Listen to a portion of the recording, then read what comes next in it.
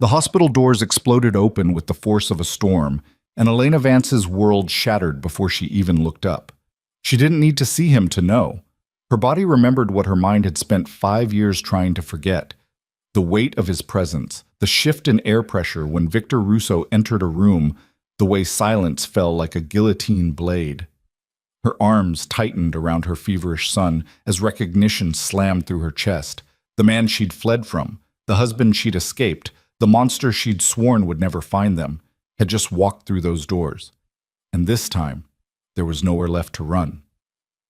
Before we begin this story of secrets, survival, and second chances, if you're ready to dive into Elena and Victor's collision of past and present, hit that like button and drop a comment telling me what city you're watching from.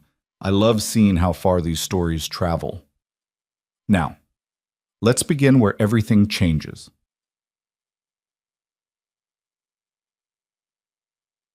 The rain hammered against the windows of St. Catherine's Hospital with the relentless fury of a city that had forgotten mercy. Elena Vance barely noticed. Her world had contracted to the burning weight of her son in her arms, the fever radiating through his small body like he was made of embers instead of flesh and bone. "Please," she whispered to the admissions nurse, her voice raw from hours of panic. "Please, he needs a doctor. He's been like this for 2 days and nothing's bringing the fever down." The nurse, a tired woman with kind eyes, glanced at the packed waiting room and then back at Elena's face. Whatever she saw there, desperation, terror, the particular exhaustion of a mother watching her child suffer, made her expression soften. "Fill out these forms. I'll get him triaged as quickly as I can." Elena's hands shook as she took the clipboard. Noah stirred against her shoulder, his small voice cracked and pitiful. "Mama, it hurts." "I know, baby. I know." She pressed her lips to his forehead, feeling the dangerous heat beneath his skin. "The doctors are going to make you feel better. I promise." It was a promise she had no business making, but mothers made impossible promises to their children every day. It was what kept the world turning when logic suggested it should stop. She found a chair in the corner. She always chose corners now, positions with walls at her back and clear views of the exits, and began filling out the forms with practiced deception. Name: Elena Vance. Previous name: classified as her business. Emergency contact: none. Insurance: whatever low-income option she'd managed to scrape together. Father's information: left blank. Always left blank.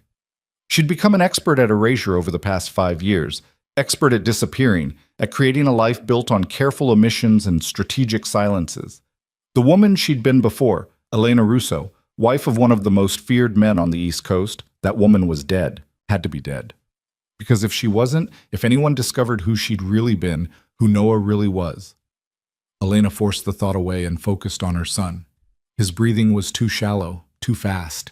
His cheeks blazed with color while his lips had taken on a grayish tint that terrified her. She'd tried everything, over-the-counter fever reducers, cool baths, waiting it out. But this morning, when he'd started saying things that made no sense, when his eyes had gone glassy and distant, she'd known. Pride, caution, fear, none of it mattered more than Noah's life. So she'd bundled him into her 15-year-old car and driven through the storm to the one hospital in the city she'd been avoiding for half a decade. The one hospital she knew Victor owned pieces of, where his money had built entire wings, where his name carried weight. She'd had no choice. The free clinic couldn't handle this. Noah needed real help, needed it now, and she'd simply have to pray that 5 years was long enough, that the city was big enough, that luck would hold just one more time. The waiting room hummed with the particular misery of the sick and injured, a man with a towel wrapped around his bleeding hand, a woman cradling her arm at an unnatural angle, an elderly couple sitting in exhausted silence. The fluorescent lights buzzed overhead, turning everyone's skin the color of old newspaper. Elena kept her head down, her focus on Noah. She stroked his damp hair back from his forehead and murmured soft reassurances she wasn't sure she believed. The minutes crawled past with agonizing slowness. Each time the triage door opened, her heart leaped, but it was never their turn. She'd been there almost 40 minutes when the atmosphere changed.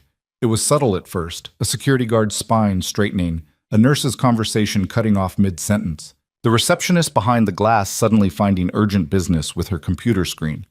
Elena felt it like a shift in barometric pressure before a tornado. Every instinct she'd honed over 5 years of running screamed at her to look up, to identify the threat, to prepare. But she kept her eyes locked on Noah's face, kept her breathing steady, kept her body language small and unimportant. She'd learned that prey survives by being invisible, by offering nothing interesting to predators. The main entrance doors opened. Elena didn't look, didn't need to. The sound of expensive leather shoes on linoleum, the particular cadence of footsteps that expected obstacles to move. She knew that walk, had memorized it during 2 years of marriage and 5 years of nightmares. Victor Russo had entered the building. Her hands tightened on Noah until he whimpered softly. She forced herself to loosen her grip, to keep breathing, to become stone. Maybe he was here for someone else. Maybe this was routine business. Maybe... Mr. Russo?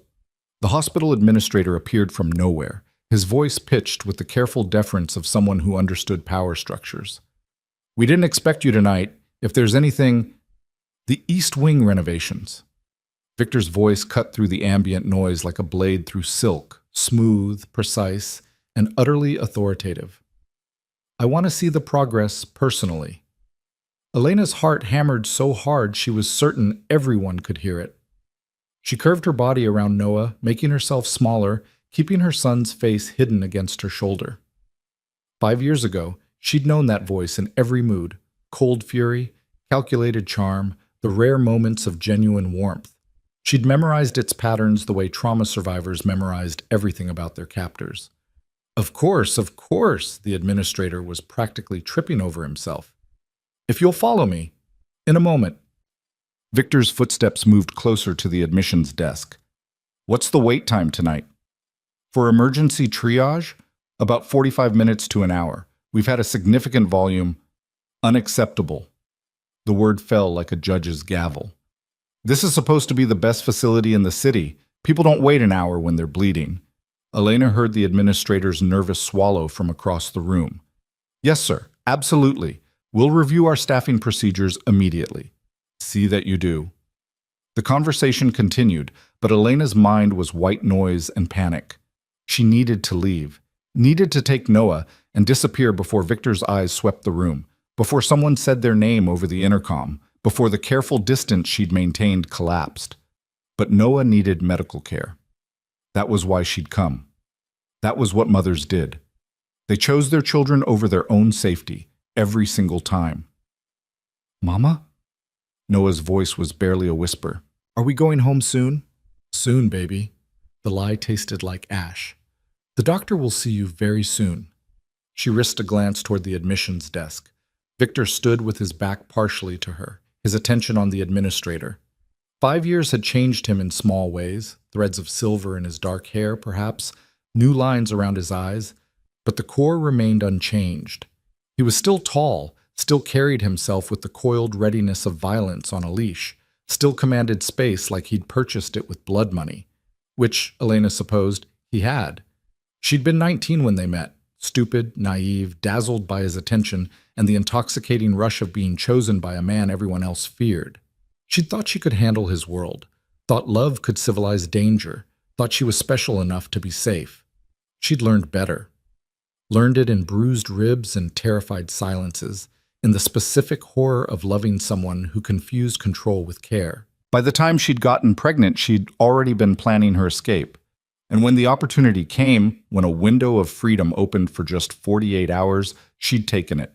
She'd driven west with nothing but cash she'd been stealing and hiding for months, had checked into a motel, had called Victor's personal line, and lied with every ounce of conviction she possessed.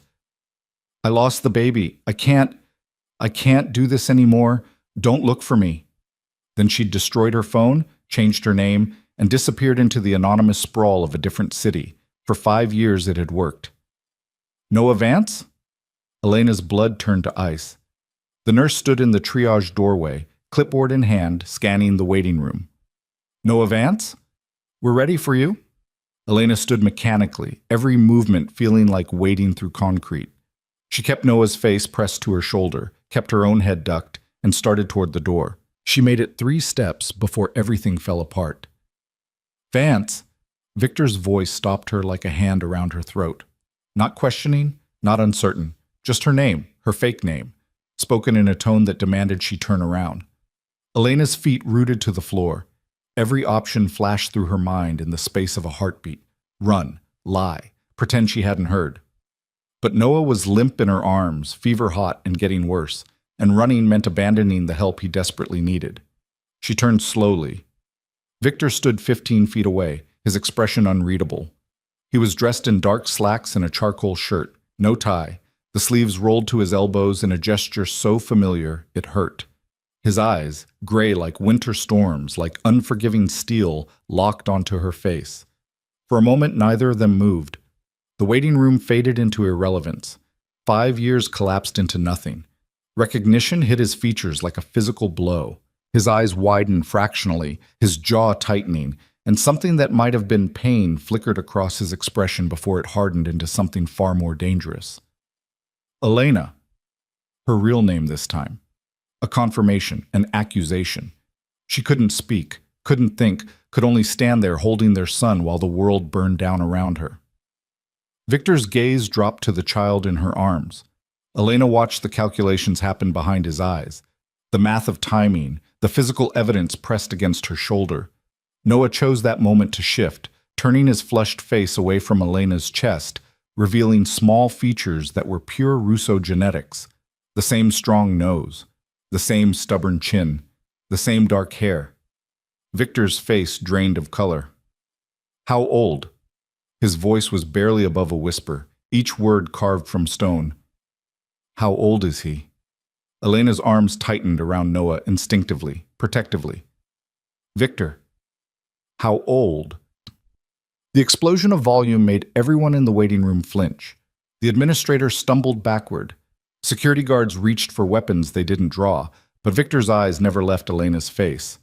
How old is he? 5. The words scraped out of her throat. He's 5. She watched Victor do the math, watched him count backward. Watched the moment he understood that the phone call 5 years ago, the grief in her voice when she'd told him their baby was gone, the shattered devastation she'd performed so convincingly, had all been lies. You told me... He couldn't finish the sentence, his hands clenched into fists at his sides, trembling with restraint. You told me our child was dead. Noah Vance? The nurse called again, more uncertain now. We really need to... Nobody moves. Victor didn't look away from Elena, but the command carried absolute authority. The nurse froze. The entire waiting room became a tableau of held breath and terrified silence. Elena's throat closed. She wanted to explain, to justify, to make him understand why she'd run, why she'd lied, why keeping their son hidden had been the only way to keep him safe. But the words wouldn't come. Not with Victor looking at her like she'd killed something sacred. Not with 5 years of rage and grief and betrayal staring her down. Sir. One of the security guards approached with careful deference. Perhaps we should... Get out! Victor's voice was arctic. The guard retreated immediately. Noah whimpered, sensing the tension even through his fever. Mama? The sound of that small voice seemed to crack something in Victor's expression, his eyes fixed on the child, his son, his blood, the boy he'd spent 5 years mourning as dead. And Elena watched emotions cascade across his face too quickly to name them all. Grief, rage, longing, betrayal. Please, Elena found her voice finally, small and desperate. Please, he's sick, he needs a doctor, whatever this is, he needs help first. For a terrible moment, she thought Victor might refuse, might be so consumed by fury that he'd let their son suffer just to punish her. But then he turned sharply to the administrator. Get Dr. Harrison, now, and clear a private room. Sir, Dr. Harrison is in surgery. Victor's glare could have melted steel. Then get him out of surgery. I want the best pediatrician in this hospital attending to that child in the next 5 minutes, or I will buy this building and fire every single person in it. Are we clear? The administrator went pale and practically sprinted for the phone. Victor looked back at Elena. Come with me. Victor, I don't think, but that wasn't a request. He started walking toward the restricted access doors, and after a frozen moment, Elena followed.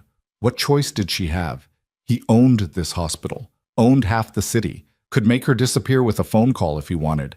And now he knew about Noah. The hallways beyond the waiting room were quieter, cleaner. Victor moved with purpose, staff scrambling out of his path.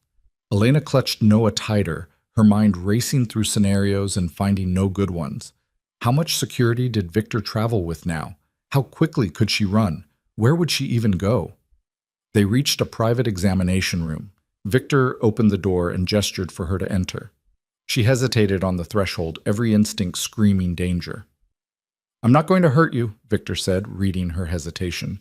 His voice was still cold, still controlled, but something underneath it sounded almost broken.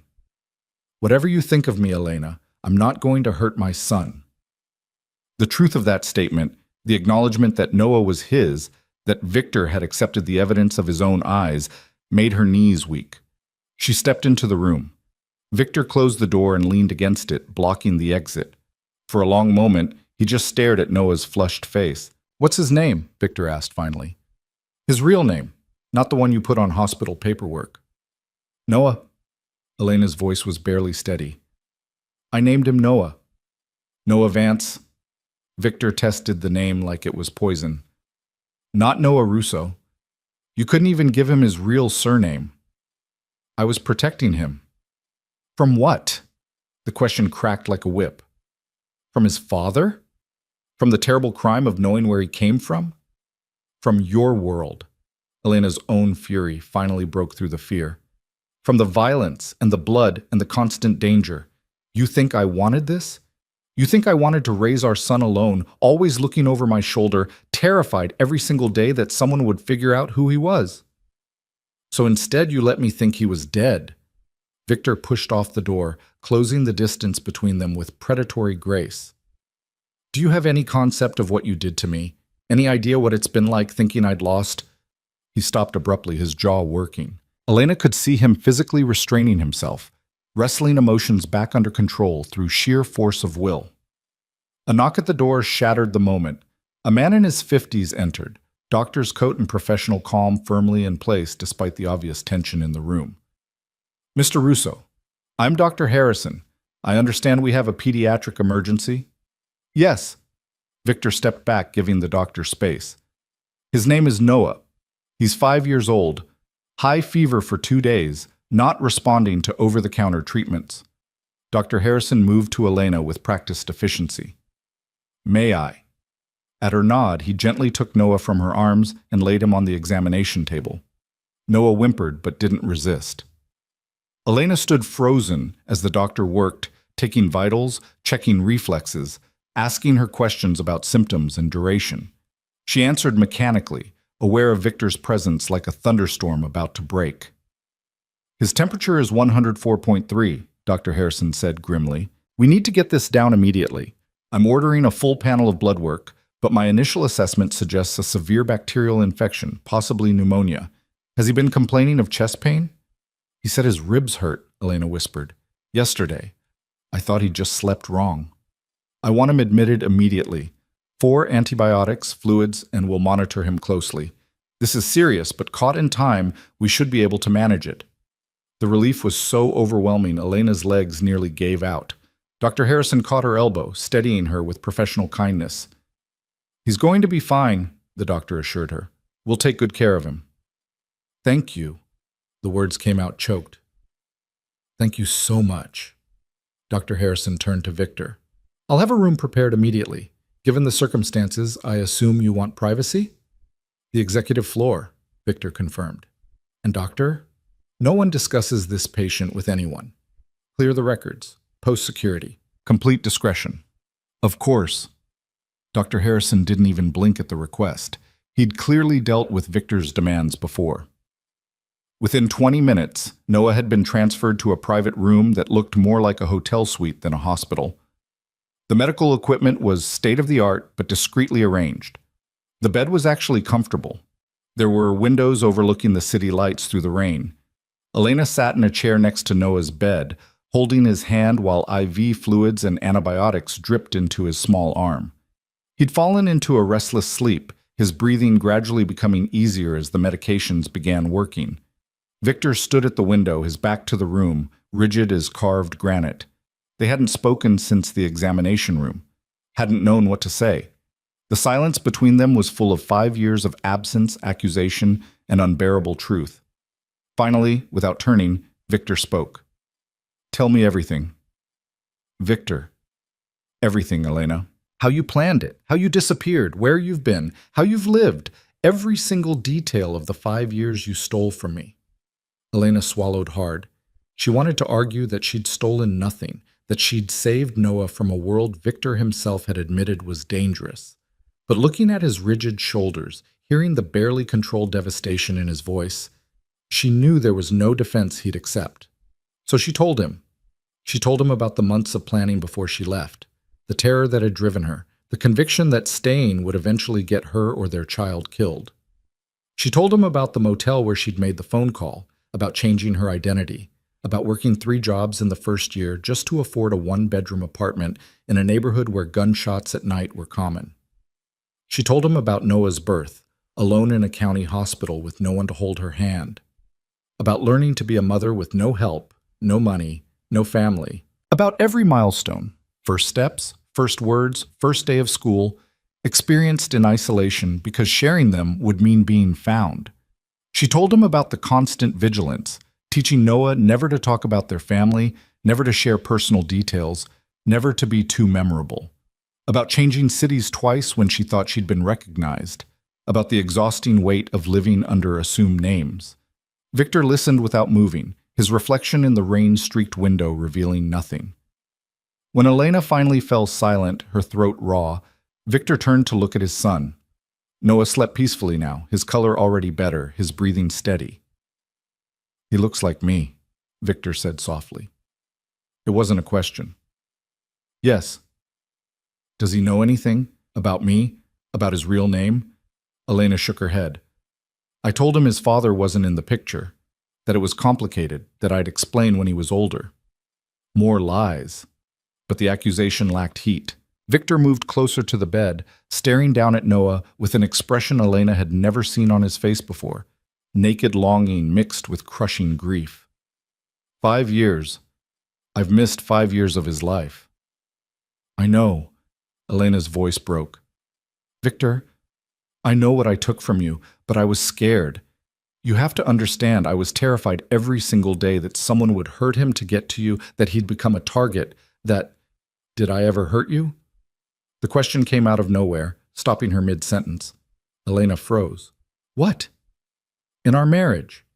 Did I ever lay a hand on you in anger? Ever threaten you? Ever give you reason to fear for your physical safety?" The question hung between them like a blade. "No," Elena admitted finally, reluctantly. "You never hit me." "Then why?" Victor's hands clenched at his sides. "Why did you think I'd let anyone hurt our child? Why did you think I couldn't keep you both safe?"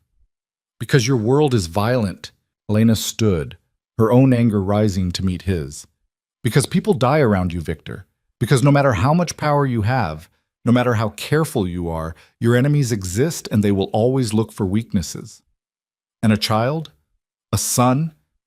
He's the perfect weapon against you.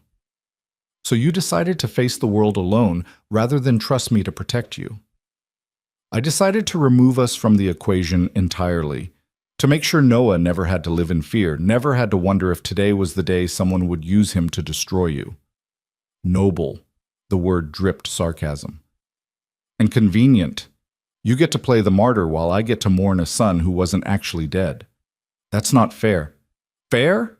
Victor's control finally shattered. His voice rose to a roar that made Elena step back instinctively. "You want to talk about fair? You lied to me. You let me think our child was dead. Do you have any concept of what that did to me?" "Victor, please." Elena glanced at Noah, but miraculously, he slept through the explosion. Victor followed her gaze and visibly wrestled himself back under control. When he spoke again, his voice was deadly quiet.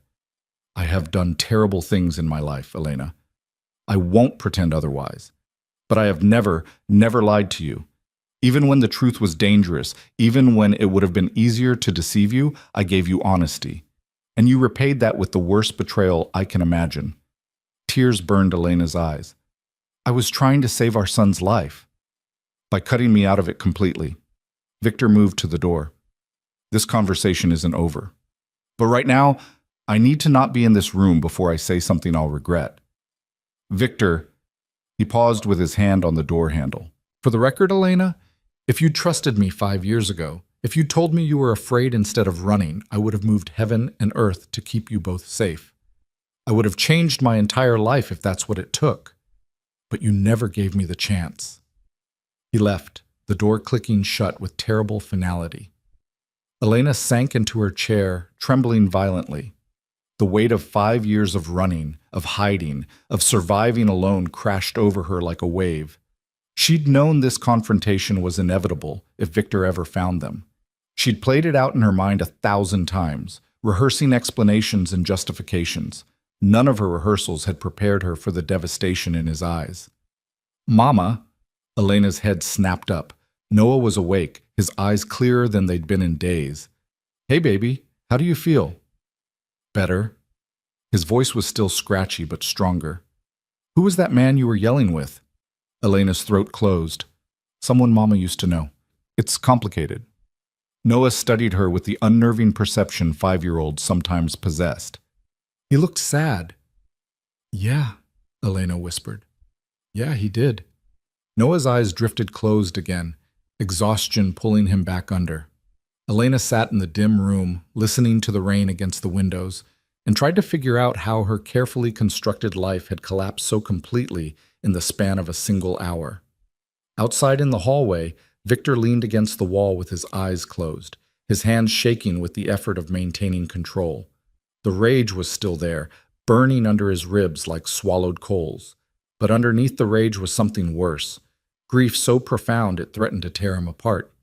He'd spent 5 years mourning, 5 years believing his child was dead, that the future he'd imagined had been destroyed before it could begin. He'd channeled that grief into work, into building his empire, into becoming the kind of man who could control everything because he'd failed to protect what mattered most. And it had all been a lie. His son was alive. Had been alive all along, growing and changing and learning to walk and talk and exist in the world, and Victor had missed all of it. Had missed first words and first steps and first days of school, had missed birthdays and bedtime stories and scraped knees, had missed everything. Because Elena had decided he couldn't be trusted with the truth. A security guard approached cautiously. Mr. Russo, is there anything? Postguards at both ends of this hallway, Victor interrupted, his voice mechanical. No one enters without my explicit permission, and I want full background checks on every staff member who will have contact with that room. Clear? Yes, sir. Victor pushed off the wall and started walking, not toward the exit, but deeper into the hospital. He needed to think, needed to plan, needed to figure out what the hell happened next. Because one thing was absolutely certain. He wasn't letting Elena disappear again. She'd stolen 5 years. That ended now. His son was alive. And Victor Russo was going to be part of that boy's life, whether Elena liked it or not. The rain continued falling outside, washing the city clean of nothing at all, while inside St. Catherine's Hospital, 3 lives balanced on the edge of transformation none of them were ready for. Noah slept peacefully, his small body fighting off infection with the help of modern medicine and resources his mother could never have afforded alone. Elena sat vigil beside him, trying to imagine a future where Victor Russo knew his son existed and hadn't already destroyed everything she'd built. And Victor stood alone in an empty hallway, staring at his reflection in a window, trying to reconcile the man he'd become with the father he'd never had the chance to be. The storm outside intensified, lightning illuminating the city in brief, brilliant flashes. But inside the hospital, in that quiet room on the executive floor, a different kind of storm was only just beginning. And none of them had any idea how to survive it. The first gray light of dawn found Victor still awake, seated in the hospital administrator's office with a phone pressed to his ear and murder in his eyes. He'd spent the past 6 hours making calls, issuing orders, and systematically dismantling the life Elena had built on lies. I don't care what time it is, Marcus, he said into the phone, his voice deadly calm. I want every detail. Where she's been living, where she works, what name she's using on the lease, bank accounts, everything. And I want it before she wakes up. Marcus Chen, Victor's head of security and the closest thing he had to a friend, didn't waste time asking questions. Consider it done. Should I arrange transport? No, not yet. Victor rubbed his eyes, exhaustion pulling at him. She's not running this time. I'm making sure of that. He ended the call and stared at the city coming to life beyond the window. Somewhere in this sprawling metropolitan chaos, Elena had built a life without him, had created routines and rituals, had made friends perhaps, had tucked their son into bed every night, and told him stories that probably cast Victor as the villain. The thought made his jaw clench so hard his teeth ached. A soft knock interrupted his spiraling thoughts. Dr. Harrison entered without waiting for permission, carrying a tablet and the carefully neutral expression of someone about to deliver news to a dangerous man. Mr. Russo, I wanted to update you on Noah's condition. Victor's posture changed instantly, all attention focused with laser precision. Tell me. The antibiotics are working well. His fever broke about an hour ago, and his oxygen saturation has improved significantly. The blood work confirms bacterial pneumonia, but we caught it early enough that I'm optimistic about a full recovery. The relief was so intense, it felt like a physical blow. Victor's hands gripped the armrests of his chair, knuckles white. How long will he need to stay? I'd recommend at least 3 more days of IV antibiotics and monitoring. Pneumonia in children can be unpredictable, and given his age, whatever he needs, Victor interrupted. Money isn't an object. I want the best care possible. Of course. Dr. Harrison paused, choosing his next words carefully. The mother hasn't left his side. She's been awake all night. Victor's expression hardened. Has she asked about leaving? No, she seems... The doctor trailed off diplomatically. Trapped, Victor supplied, his voice bitter. That's because she is. Dr. Harrison had worked with Victor long enough to know when to retreat. I'll continue monitoring Noah's progress. Is there anything else you need? Privacy, and make sure she has access to whatever food or amenities she wants. I'm not a monster. The doctor left, and Victor was alone again with his thoughts. The irony of that last statement wasn't lost on him. He'd spent 15 years building a reputation as exactly that, a monster, a man to be feared, someone who crushed opposition without mercy. It had served him well in business, in the underworld territories he controlled, in the chess game of power that defined his existence. But what good was any of it if his own wife had been so terrified she'd faked their child's death to escape him? The question burned like acid. Victor stood abruptly, unable to sit still any longer. He needed to see Noah again, needed the visual confirmation that his son was real, was breathing, was alive.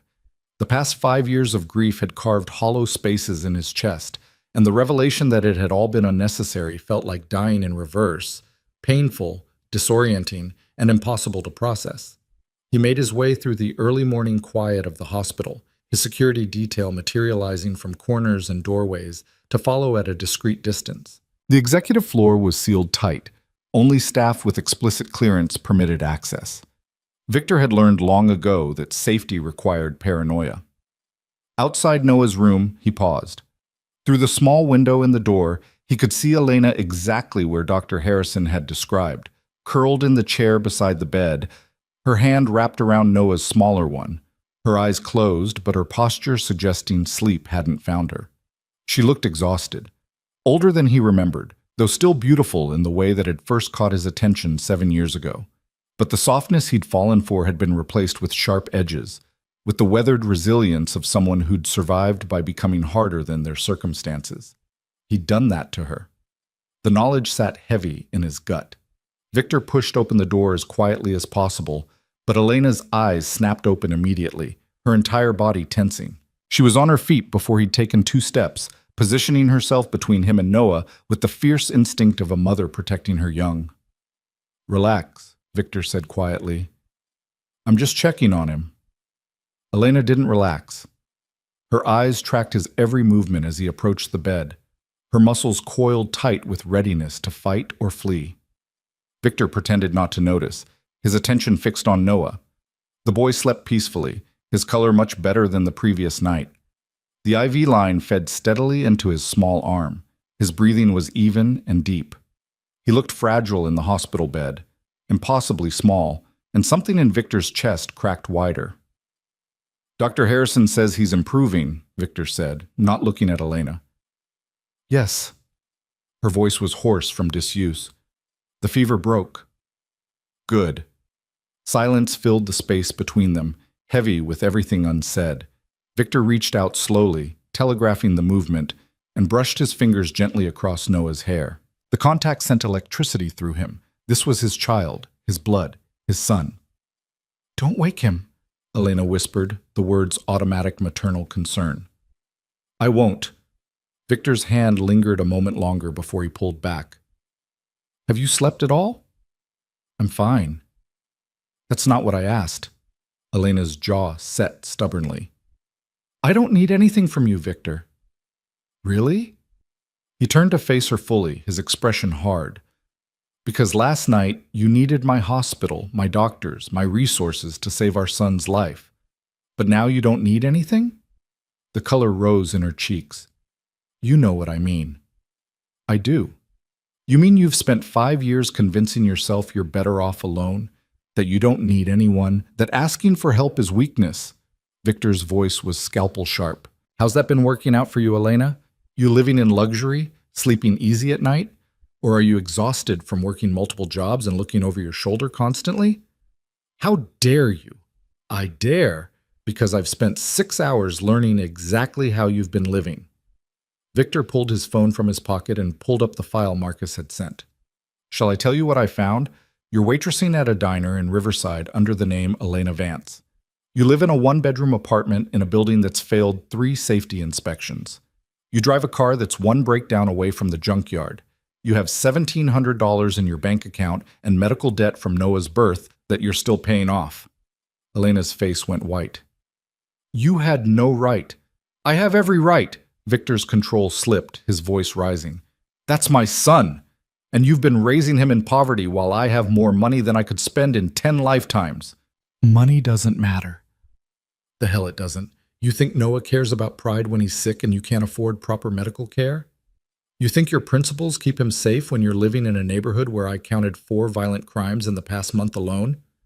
"We were fine," Elena said through gritted teeth, but her voice wavered. "You were barely surviving." Victor stepped closer, forcing her to hold her ground or back down. "And you were doing it alone because you decided I was the bigger threat than actual poverty and danger." "You are the danger, Victor. Your world, your choices, your enemies are my responsibility to handle." Victor's hands clenched into fists. "You should have let me protect you instead of running. Like you protected your last girlfriend?" The words escaped before Elena could stop them, and she watched Victor's expression turn to granite. The silence stretched like a blade. "Careful," Victor said softly, dangerously. "You're talking about things you don't understand." "I understand she ended up dead." Elena's voice shook, but she didn't back down. "I understand that loving you makes people targets. I understand that—" "Christina's death had nothing to do with me," Victor interrupted, his voice cold as Arctic wind. "She was killed by a drunk driver. Random chance. Wrong place, wrong time. But you'd already made up your mind about who I was, hadn't you? You'd decided I was poison, and nothing I could say would convince you otherwise." Elena swallowed hard. She had known, intellectually, that Christina's death had been an accident, but fear didn't listen to logic. Fear took coincidence and turned it into pattern, took possibility and turned it into certainty. "I was pregnant and terrified," she said finally. "I couldn't think straight. All I could see was worst-case scenarios." "So you created one instead." Victor turned back to Noah, his profile harsh in the early morning light. "You made sure the worst case came true by making me think my child was dead." "I thought it was better than the alternative." "Did you?" Victor's laugh was bitter. "Or did you just want an excuse to leave? Because let's be honest, Elena, our marriage wasn't perfect. I worked too much. I made decisions without consulting you. I brought you into a world you never wanted to be part of. Maybe you saw pregnancy as the perfect escape route." The accusation hit harder than Elena expected. "That's not—" I didn't convince me. Victor turned to face her again. Convince me this was all about protecting Noah and not about you wanting out. Elena's hands trembled. The truth was complicated, messy, impossible to explain in simple terms.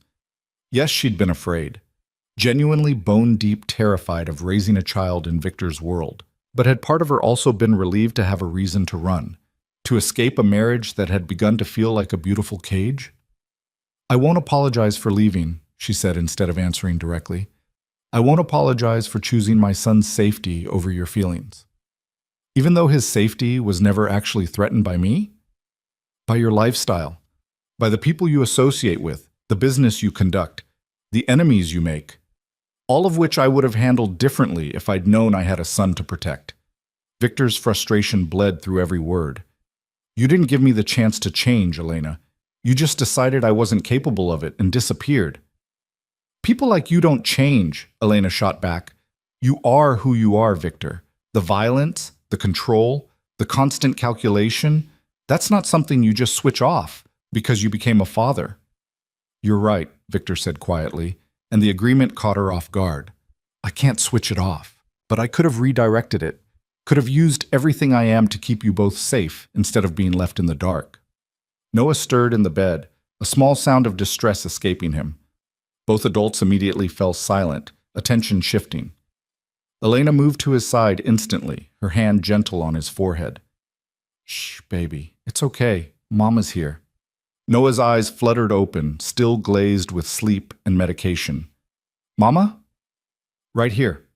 How do you feel? Thirsty. Elena reached for the water cup on the bedside table, helping him take small sips through the straw. Victor watched the interaction with an expression Elena couldn't quite read, longing mixed with something that might have been grief. Noah's gaze drifted past Elena and landed on Victor. The boy's eyes widened slightly, a spark of recognition despite never having met this man before. You're the man from last night, Noah said, his voice still scratchy. The one Mama was yelling with. Victor's throat worked. Yes, Yes. Why were you yelling? The directness of childhood cutting through complexity to the simple question underneath. Because grown-ups sometimes disagree about important things, Elena said quickly, shooting Victor a warning look. But Noah's attention stayed fixed on Victor with unnerving focus. You look like my picture. Elena's blood froze. What picture, honey? The one in Mama's drawer, the man in the suit by the water. Noah's fever-bright eyes didn't leave Victor's face. Are you him? Elena's mouth went dry. She'd kept exactly one photograph from her old life, hidden in her underwear drawer where Noah should never have found it. A picture of Victor at some fundraising event, standing by the harbor in a perfectly tailored suit, looking every inch the powerful man he was. Noah, you shouldn't go through Mama's things. I was looking for socks, Noah said with the logic of 5-year-olds everywhere. But I saw the picture and Mama looked so happy in it. Why don't we have more pictures? The question hung in the air like an accusation. Victor's eyes found Elena's across the bed, and she saw the moment he understood. She'd kept a photograph. Despite everything, despite 5 years of running and hiding and pretending he didn't exist, she'd kept one picture. That's a conversation for when you're feeling better, Elena said, her voice strained.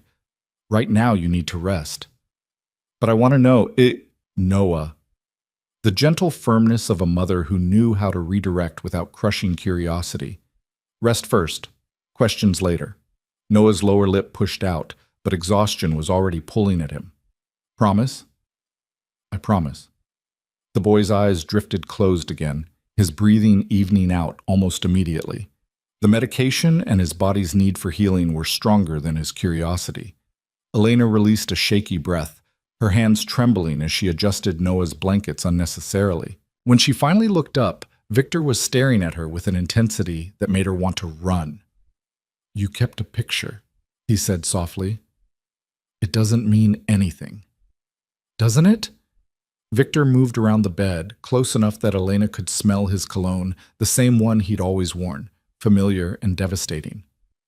You kept a picture of us, of a time when you were happy with me. I kept a picture for Noah, Elena corrected, but her voice lacked conviction. in case he ever asked about his father. And what were you going to tell him? When he got old enough to ask why his father wasn't in his life? Elena's hands twisted together. I don't know. The truth, eventually, that his father was a complicated man who lived a dangerous life. Complicated.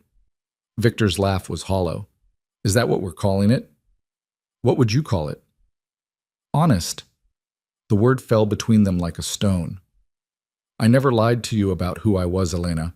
I never pretended to be something safe or easy. You knew what you were getting into. I was 19 years old. Elena's composure cracked. I was a kid who thought she was mature enough to handle your world. I didn't understand what I was signing up for until I was living it. Then you should have talked to me. Should have told me you were struggling instead of planning your escape. Would you have listened? The question came out raw. Would you have actually changed anything, or would you have just convinced me I was overreacting? Victor opened his mouth, then closed it. The honest answer, he didn't know, sat unspoken between them. The moment stretched until a nurse entered, clipboard in hand and professional smile in place. Good morning. I need to check Noah's vitals and change his IV bag. Elena stepped back immediately, giving the nurse space. Victor retreated to the window, watching the city wake up while the medical routine played out behind him. When the nurse left with promises to return in a few hours, he turned back to find Elena slumped in her chair, exhaustion written in every line of her body. When's the last time you ate? He asked. I'm fine. Elena, his voice carried warning. Answer the question. She glared at him, but the defiance was undercut by the dark circles under her eyes. Yesterday afternoon, before I brought Noah in. Victor pulled out his phone and sent a text. Food will be here in 20 minutes, and before you argue, you're no good to Noah if you collapse from malnutrition. I don't care what you want. Victor's voice was flat. Our son needs his mother healthy, so you're going to eat, and then you're going to sleep for at least a few hours while I stay with him. Absolutely not. Elena stood, panic flashing across her features. I'm not leaving him alone with you. The words hit like a slap. Victor's jaw clenched, his eyes going hard. Alone with me, as if I'm some kind of threat to my own child. I didn't mean, yes, you did. Victor moved closer, his presence overwhelming in the small space. You've spent 5 years painting me as the villain in your head, the dangerous man, the one who can't be trusted. So much so that you'd rather collapse from exhaustion than let me watch over him for a few hours. Elena's throat tightened.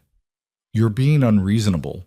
I'm being unreasonable? Victor's voice rose despite his obvious effort to control it.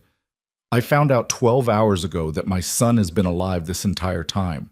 12 hours, Elena, and you're already acting like I'm going to hurt him the second you turn your back. That's not what I think. Then what do you think? The question was almost a shout. Because from where I'm standing, you've made it crystal clear that you trust your own paranoia more than you ever trusted me. The accusation hung between them, sharp and cutting. Elena wanted to deny it, but the words stuck in her throat, because he wasn't entirely wrong. She had built Victor into a boogeyman in her mind, had taken her fear and shaped it into certainty that he represented danger. But she'd also lived with him, had seen the casual violence he was capable of, the cold calculations, the way he could switch from charming to terrifying in a heartbeat. Those weren't paranoid fantasies, those were memories. I've seen what you do to people who cross you, she said quietly. I've seen you destroy lives without blinking. Maybe I'm terrified because I have good reason to be. Victor's expression shifted, something that might have been pain flickering across his features before the mask slammed back down. I have never hurt someone who didn't pose a threat to me or mine. Every action I've taken, every decision I've made has been calculated and justified. Justified by whose standards? By the standards of survival in a world you never understood. Victor's voice was cold now, distant. You lived in my world for 2 years and saw only the surface. You have no idea what I've protected you from, what threats I've eliminated before you even knew they existed. Then tell me. Elena stepped closer, challenging. Explain it to me. Make me understand why the violence was necessary. You wouldn't believe me if I did. Try me. Victor stared at her, and for a moment Elena saw past the armor to the man underneath, exhausted, grieving, and impossibly alone. But then Noah stirred again, making a small sound of discomfort, and the moment shattered. Elena turned to their son immediately, her hand gentle on his forehead. "Still no fever. That's good." "Mama?" Noah's voice was drowsy. "Can I have pancakes?" The absolute normalcy of the request made Elena want to laugh and cry simultaneously. "When you're feeling better, baby. Right now, your stomach needs to stay calm." "But I'm hungry." "I know.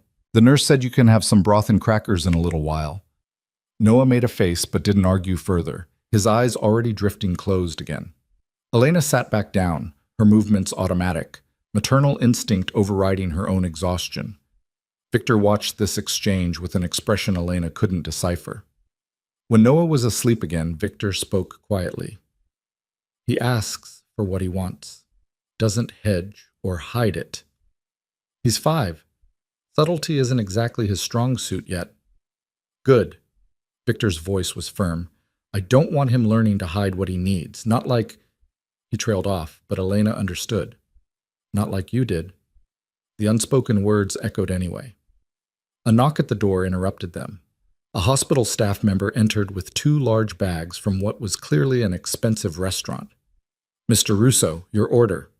Victor took the bags with a nod of dismissal, then set them on the table near Elena's chair. The smell of real food, not hospital cafeteria offerings, filled the room. Elena's stomach growled traitorously. "Eat," Victor commanded, pulling out containers. "And don't bother arguing. You're running on fumes, and we both know it." Elena wanted to refuse on principle, but the sight of actual food was too tempting. She'd been surviving on coffee and vending machine snacks for almost 24 hours. Her body overruled her pride. The first bite of scrambled eggs tasted like heaven. She hadn't realized how hungry she was until she started eating. Victor watched her for a moment, then pulled out his phone and stepped toward the door. "I'll be right outside. Eat everything. When you're done, you're taking a shower and sleeping for 4 hours minimum." "Victor, this isn't a negotiation, Elena." His voice was steel. "I'm staying with Noah either way. You can do it willingly, or I can have hotel security escort you to one of the guest suites upstairs. Your choice." He left before she could respond, the door clicking shut with quiet finality. Elena sat alone with her food and her sleeping son, feeling the weight of the past 12 hours crash over her like a tsunami. Everything she'd built, every carefully constructed wall, every security measure, it had all collapsed the moment Victor walked into that emergency room. And the terrifying part was she didn't know what came next, didn't know if she could trust him, didn't know if his promise to be better was real or just another form of control. All she knew was that running wasn't an option anymore. Victor knew about Noah, and men like Victor Russo didn't let go of what they considered theirs. Outside in the hallway, Victor leaned against the wall and fought for composure. Every instinct screamed at him to lock them both down, to move them somewhere he controlled completely, to eliminate any possibility of Elena running again. But he was smart enough to know that force would only drive her away permanently. If he wanted any chance of being part of Noah's life, of earning back what Elena's fear had stolen, he needed to be strategic, patient. He needed to prove he could change. The thought was foreign, uncomfortable. Victor Russo didn't change for anyone. He shaped the world to his will, not the other way around. But as he stood in that hospital hallway, the image of Noah's small face burned into his memory, Victor realized something fundamental had shifted. He would do whatever it took, learn whatever he needed to learn, become whoever he needed to be. Because losing them again wasn't an option he could survive. The decision to shower felt like surrender, but Elena's body won the argument her mind tried to make. Victor had arranged for a guest suite 3 doors down, complete with toiletries and fresh clothing in exactly her size. She didn't ask how he'd managed that in less than 2 hours. She was learning not to ask questions when the answers would only confirm how much power he still wielded.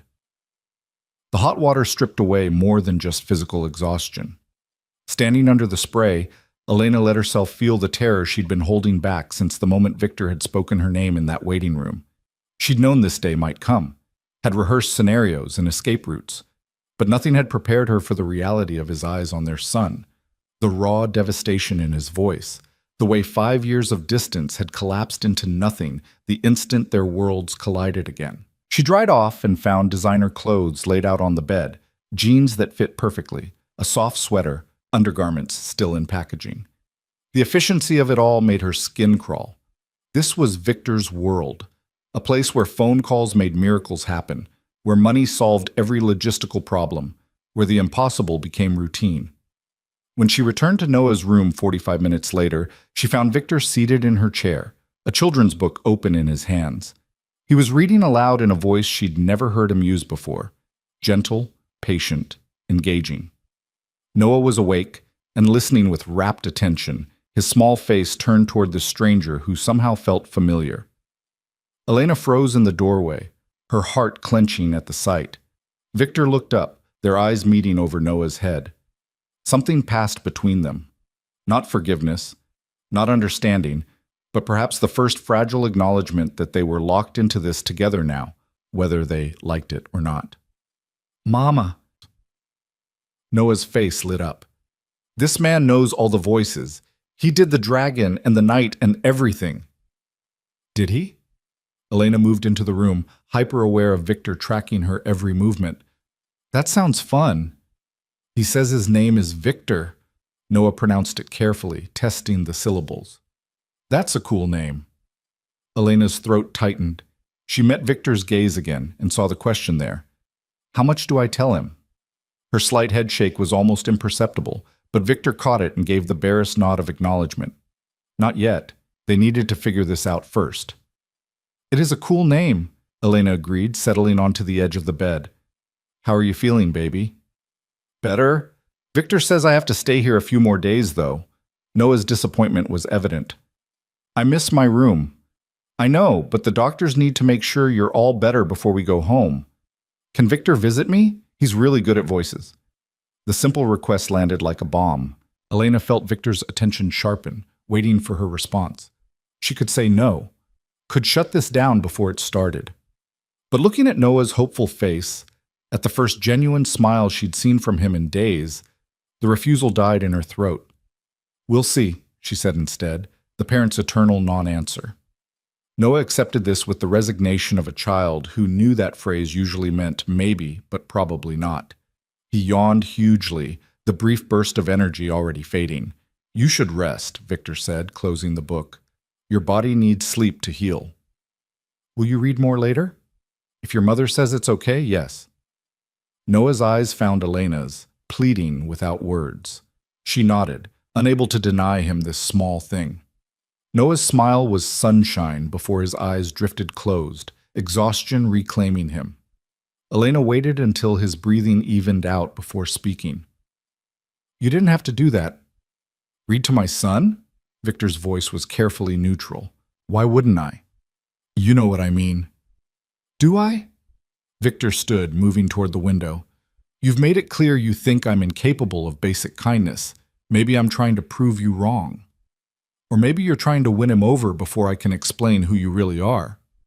Victor's shoulders tensed. When he turned back, his expression was controlled, but his eyes blazed. And who am I really, Elena? Please, enlighten me. Am I the monster you've been telling yourself I am? The villain who justifies your decision to run?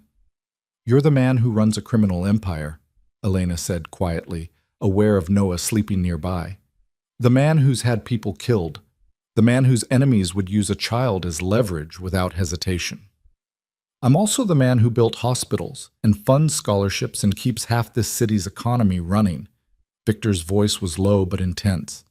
I'm the man who could have hunted you down at any point in the last 5 years but didn't because I respected your grief. I'm the man who spent 12 hours trying to figure out how to be a father to a son. I didn't know existed instead of destroying you for stealing him from me. The threat embedded in that last sentence made Elena's pulse spike. Is that what you want? Revenge? What I want, Victor said, each word precisely delivered, is to know my son. What I want is to undo 5 years of damage that didn't have to happen. What I want is for you to stop looking at me like I'm about to hurt you when I have never, not once, raised a hand to you in anger. There are other ways to hurt people besides hitting them. Victor's jaw clenched. You're right. There are. And watching you walk away believing our child was dead? That hurt worse than any physical wound I've ever taken. So maybe we're even. Elena wanted to argue that they weren't even close to even, but the devastation that flickered across Victor's face stopped her. She'd been so focused on her own fear, her own justifications, that she hadn't really let herself consider what her deception had cost him. The image of Victor mourning a child who wasn't dead, grieving a future that hadn't actually been destroyed, it complicated the simple narrative she'd built where she was purely the victim and he was purely the threat. "I never wanted to hurt you," she said finally. "But you did it anyway." Victor's voice was flat. "You chose the option that destroyed me rather than trusting me enough to try." "I was scared." "I know." The admission seemed to cost him. "I know you were scared, but fear doesn't justify what you did, Elena. It explains it, but it doesn't excuse it." Before Elena could respond, the door opened and Dr. Harrison entered with a nurse. "Good morning. I hear our patient is doing much better." The interruption fractured the moment. Elena retreated to her chair while Victor stepped back, both of them watching as the medical team checked Noah's vitals and made notes on tablets. The nurse changed his IV bag with practiced efficiency while Dr. Harrison examined him gently. "Excellent progress," the doctor announced. "Temperature normal, lungs clearing nicely. I'd say we're on track for discharge in 2 to 3 days if this trajectory continues." "And after discharge?" Victor asked. "What kind of care will he need?" "Rest, mainly. Light activity for another week. Finish the course of oral antibiotics. A follow-up appointment in 10 days to ensure everything's cleared completely." Dr. Harrison glanced between them. "Will he be recovering at home, or—" The question hung weighted in the air. Elena opened her mouth to say, of course he'd be coming home with her, but Victor spoke first. "That's still being determined," he said smoothly. "We'll let you know." Dr. Harrison, wisely reading the tension, simply nodded. "Of course. We'll continue monitoring his progress. Call if you need anything." When the medical team left, Elena turned on Victor with barely controlled fury. "Excuse me? Still being determined?" "Keep your voice down," Victor said mildly, glancing at Noah. "Don't tell me what to do. He's coming home with me when he's discharged." "To that apartment in Riverside?" Victor's voice was deceptively calm. "The one in the building that failed safety inspections? Where you'll go back to working double shifts and leaving him with whatever babysitter you can afford while you're gone?" "That's my life." "It was your life," Victor corrected. "Past tense. Everything changed the moment you walked into my hospital with my son." Elena felt ice slide down her spine. "What are you saying?" "I'm saying that things are different now. I'm saying that Noah deserves better than scraping by. I'm saying that you don't get to make unilateral decisions about his welfare anymore. You can't just take him from me." "Can't I?" Victor's eyes were cold steel. "I have unlimited resources, Elena. I have lawyers who could bury you in paperwork. I have evidence that you've been raising him in poverty when his father has more than enough wealth to provide for him. I have documented proof that you faked his death and kept him from me for 5 years." Elena's hands trembled. "You wouldn't." "Tell me why I wouldn't." Victor moved closer, his presence overwhelming. "Give me one good reason why I should let you walk out of here with him when you've proven you can't be trusted." "Because I'm his mother." The words came out choked. "Because he loves me and needs me, and you trying to take him away would destroy him." "Then don't make me take him." Victor's voice dropped to something almost gentle. "Work with me instead of against me. Let me help. Let me provide for him properly." "In exchange for what?" Elena's voice was bitter. "My freedom? My autonomy? Accepting whatever terms you dictate?" "In exchange for letting me be his father." The raw honesty in Victor's voice caught her off guard. "That's all I want, Elena. A chance to know my son. To be part of his life. To give him the things you can't give him alone." "Things like what? Money? Your name? An inheritance built on blood?" "Things like security," Victor shot back. "Medical care without worrying about the bill, education, opportunities, a future that isn't defined by struggling to survive." Elena wanted to argue, but the words stuck in her throat because he wasn't wrong. She'd been giving Noah everything she had, but everything she had wasn't much. She'd watched him wear shoes until they fell apart because new ones weren't in the budget. She'd packed him lunches of whatever was on sale because organic food was a luxury she couldn't afford. She'd lied about why he couldn't do activities other kids did, why birthday parties had to be small, why Christmas meant one modest gift instead of the pile he saw advertised. She told herself love was enough, that stability mattered more than stuff, that she was protecting him from something worse. But what if she'd been wrong? "I need time," she said finally, her voice small. "I need to think." "You have until he's discharged." Victor's tone was implacable. "3 days to decide whether we do this cooperatively or whether I force the issue legally." "That's not enough time. It's more than you gave me." The words were quiet but devastating. "You made a life-changing decision in seconds and didn't look back. I'm giving you 3 days. That's generous considering." He walked to the door, then paused with his hand on the handle. "For what it's worth, I don't want to fight you, Elena. I don't want to take Noah away from you, but I won't be shut out of his life again. So figure out what matters more, your pride or his well-being, and make your choice accordingly." The door closed behind him with quiet finality, leaving Elena alone with her sleeping son and the wreckage of her carefully constructed world. She sank into the chair and let her head fall into her hands. 3 days. 72 hours to decide whether to trust the man she'd spent 5 years running from or to fight a battle she almost certainly couldn't win. The mathematics of power were brutally simple. Victor had resources she couldn't match, connections she couldn't compete with, and legitimate grievances that any court would consider. He also had the law on his side. She'd hidden his child, used a false name, denied him parental rights. Even without the criminal implications of her deception, the civil case alone could destroy her. But beyond the legal calculus was something more fundamental. Noah deserved better than what she could give him alone. She'd been telling herself that love was enough, but love didn't pay medical bills or provide security or open doors to futures she couldn't access. Victor could give their son things she'd only ever dreamed of. The question was whether the cost was too high. Elena looked at Noah sleeping peacefully, his small chest rising and falling with healthy breaths, and tried to imagine telling him the truth someday. Tried to imagine explaining that she'd had the chance to give him stability, education, opportunity, and had refused it because she was too proud or too scared to accept help from his father. The image made her feel sick. Maybe Victor was right. Maybe her fear had blinded her to other options. Maybe running had seemed like the only choice because she'd refused to consider alternatives that required vulnerability. But trusting Victor meant accepting that he could hurt her again, meant opening herself up to the specific terror of loving someone whose world was fundamentally dangerous, meant gambling Noah's safety on Victor's promise to be different. She didn't know if she was brave enough for that.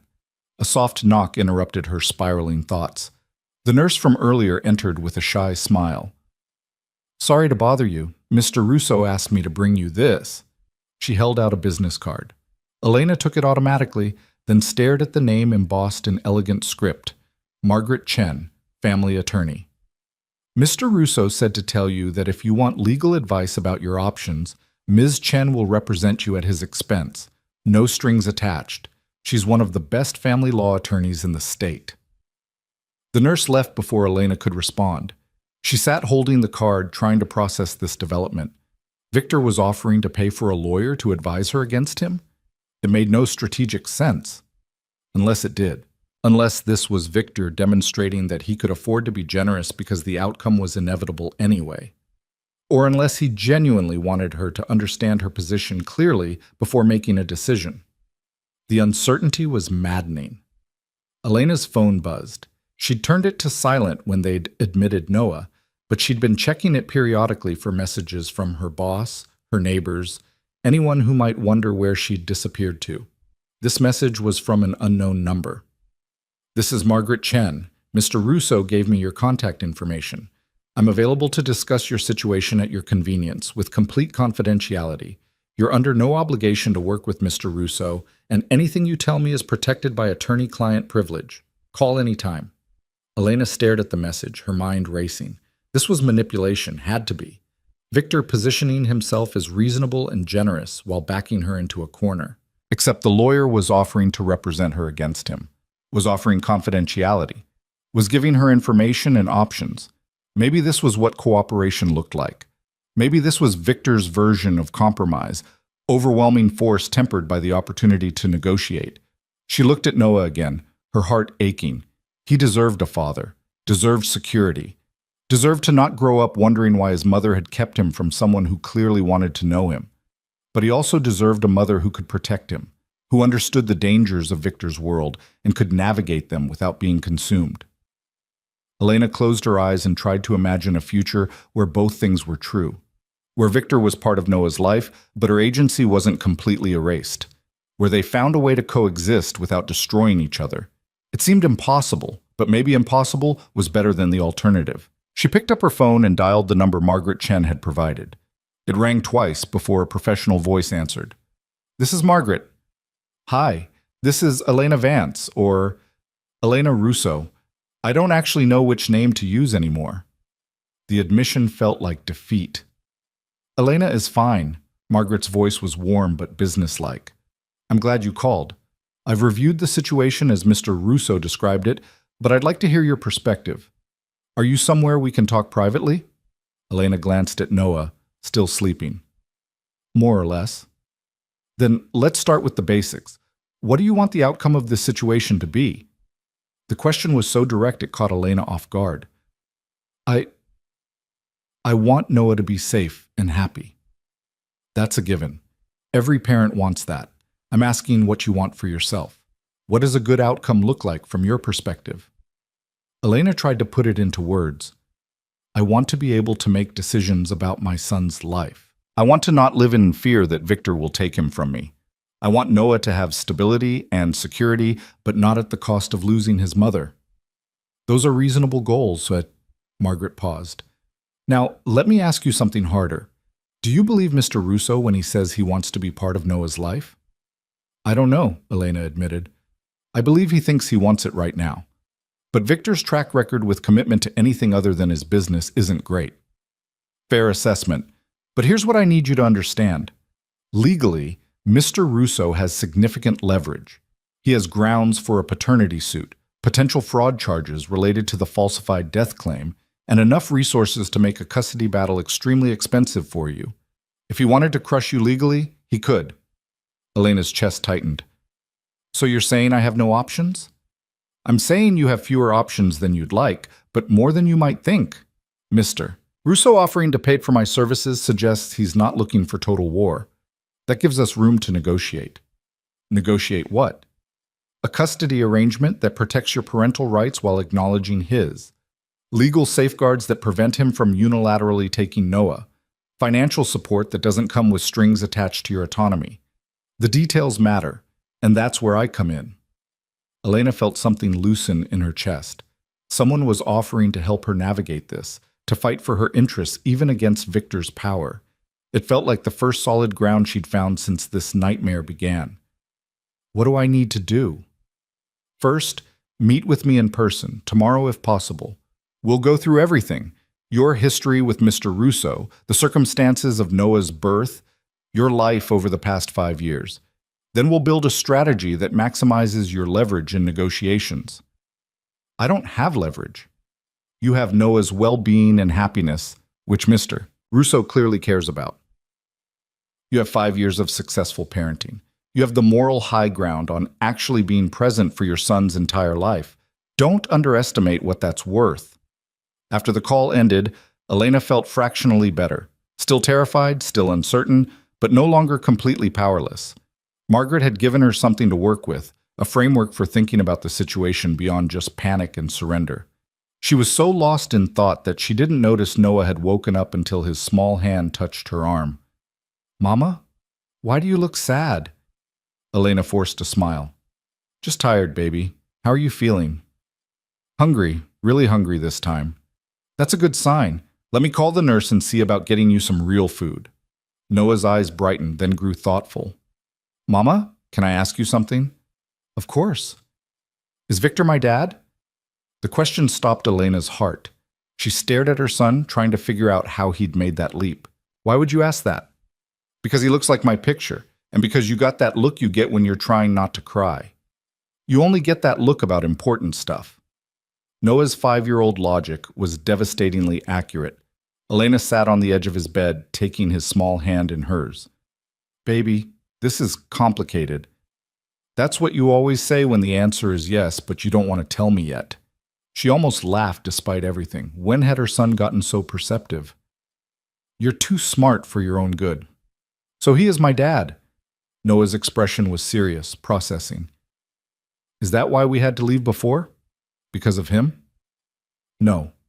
We left because Mama needed to keep you safe, and I thought leaving was the best way to do that. But we're not leaving now? Elena's throat tightened. I don't know what happens now.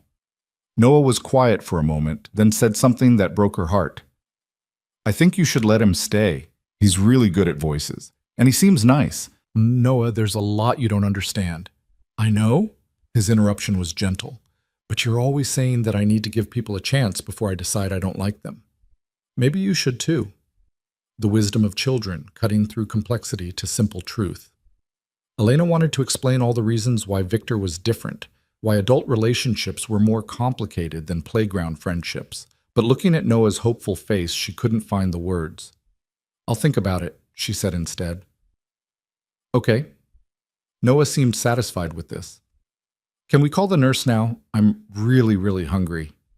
Elena called for the nurse, grateful for the distraction of normal parental tasks. While Noah ate applesauce and crackers with the enthusiasm of someone who'd been denied food for days, Elena's mind churned through possibilities and scenarios.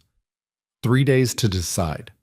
72 hours to determine the course of all their futures. She thought about Margaret's words, leverage and negotiation, protecting rights while acknowledging realities. She thought about Victor's devastation, the 5 years of grief she'd caused. She thought about Noah's simple request to give his father a chance. And she thought about the photograph she'd kept hidden in a drawer for 5 years, the one Noah had found, the one that captured a moment when she'd been genuinely happy with Victor, before fear had twisted everything into threat. Maybe there was a path forward. Maybe it required more courage than running ever had. Maybe trust was harder than escape, but ultimately necessary. Or maybe she was delusional, and 3 days from now she'd be trapped in a nightmare with no exit. Elena didn't have answers. But for the first time since Victor had walked back into her life, she had the beginning of a plan. And that was something.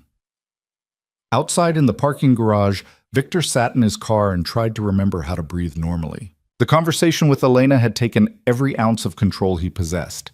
He'd wanted to rage, to demand, to use every weapon in his arsenal to ensure he never lost Noah again. But he'd held back, had offered cooperation instead of conquest, had given Elena resources to fight him because the alternative, crushing her and traumatizing their son in the process, was unacceptable. His phone rang. Marcus Chen, right on schedule. Talk to me, Victor said. Margaret's on the phone with Elena now. Should have preliminary assessment within the hour. Marcus paused. You sure about this? Giving her ammunition to use against you? I'm sure. Victor closed his eyes. This only works if she chooses it, Marcus. Force will give me legal custody, but cost me everything that actually matters. You've changed. Not yet, but I'm trying to. The meeting with Margaret Chen happened the next morning in a conference room the hospital made available at Victor's request. Elena had left Noah with a pediatric nurse who specialized in keeping sick children entertained, though leaving him even for an hour felt like abandoning her post. Margaret was in her late 40s with sharp eyes and an air of competence that immediately put Elena at ease. She'd brought a leather portfolio and a recording device, which she set on the table between them. Everything we discuss is confidential, Margaret began, even from Mr. Russo, who's paying my retainer. My loyalty is to you and your interests. Understood? Elena nodded, something tight in her chest loosening slightly. Good. Now tell me everything, starting from the beginning. How did you meet Victor? The story spilled out haltingly at first, then faster as Margaret's neutral expression gave her courage. Elena described being 19 and working as a hostess at an upscale restaurant Victor frequented. How he'd been charming and attentive in ways that made her feel special. How she'd ignored the warnings from coworkers who knew his reputation, convinced she could handle whatever darkness lurked beneath his polish. I thought I was mature enough, Elena said, her voice thick with old shame. I thought love could fix anything. I was so stupid. You were 19, Margaret corrected gently. Young people make decisions based on limited information and hormones. That doesn't make you stupid. Elena continued, describing the early months of their relationship, the intensity, the possessiveness she'd mistaken for passion, the gradual realization that Victor's world operated by rules she didn't understand. She talked about the wedding, small and private because Victor didn't want spectacle, about moving into his penthouse and feeling simultaneously like a princess and a prisoner. Did he abuse you? Margaret asked bluntly. Not physically, never physically. Elena struggled to articulate the more subtle violations. But he was controlling. He needed to know where I was always, who I was talking to, what I was doing. He said it was for my protection, and maybe it was, but it felt like suffocation. Did you ever try to leave before the pregnancy? Elena shook her head. I thought about it, but I'd burned bridges with my family when I married him against their advice. I had no money of my own. He gave me credit cards but monitored the spending, and part of me still loved him, even while I was afraid. Margaret made notes without judgment. Tell me about discovering you were pregnant. The memory brought tears to Elena's eyes. I was terrified, not of being a mother, but of bringing a child into that world. Victor's enemies, the constant danger, the violence that he pretended didn't exist but that I saw evidence of constantly. And I started thinking about what kind of father he'd be. Would he teach our son that power matters more than kindness? That fear is a tool? That people are assets or threats, but never just people? So you planned your escape. I started hiding cash. Small amounts that wouldn't be noticed. I researched how to disappear. And when Victor had to go overseas for 2 weeks and left minimal security because he thought I was compliant enough by then, I took my chance. Elena's hands twisted together. I called him from a burner phone and told him I'd lost the baby. I made myself sob, made it sound real, and then I destroyed everything that could track me and started over. Margaret was quiet for a long moment. That took enormous courage. Or enormous cowardice, depending on how you look at it. No, Margaret's voice was firm. You were a pregnant woman with no resources trying to protect yourself and your child from a situation you perceived as dangerous. That's survival, not cowardice. The validation made Elena's eyes burn. She'd spent 5 years second-guessing herself, wondering if she'd overreacted, if fear had made her cruel. Hearing someone else acknowledge the impossible position she'd been in loosened something in her chest. Walk me through the past 5 years, Margaret said.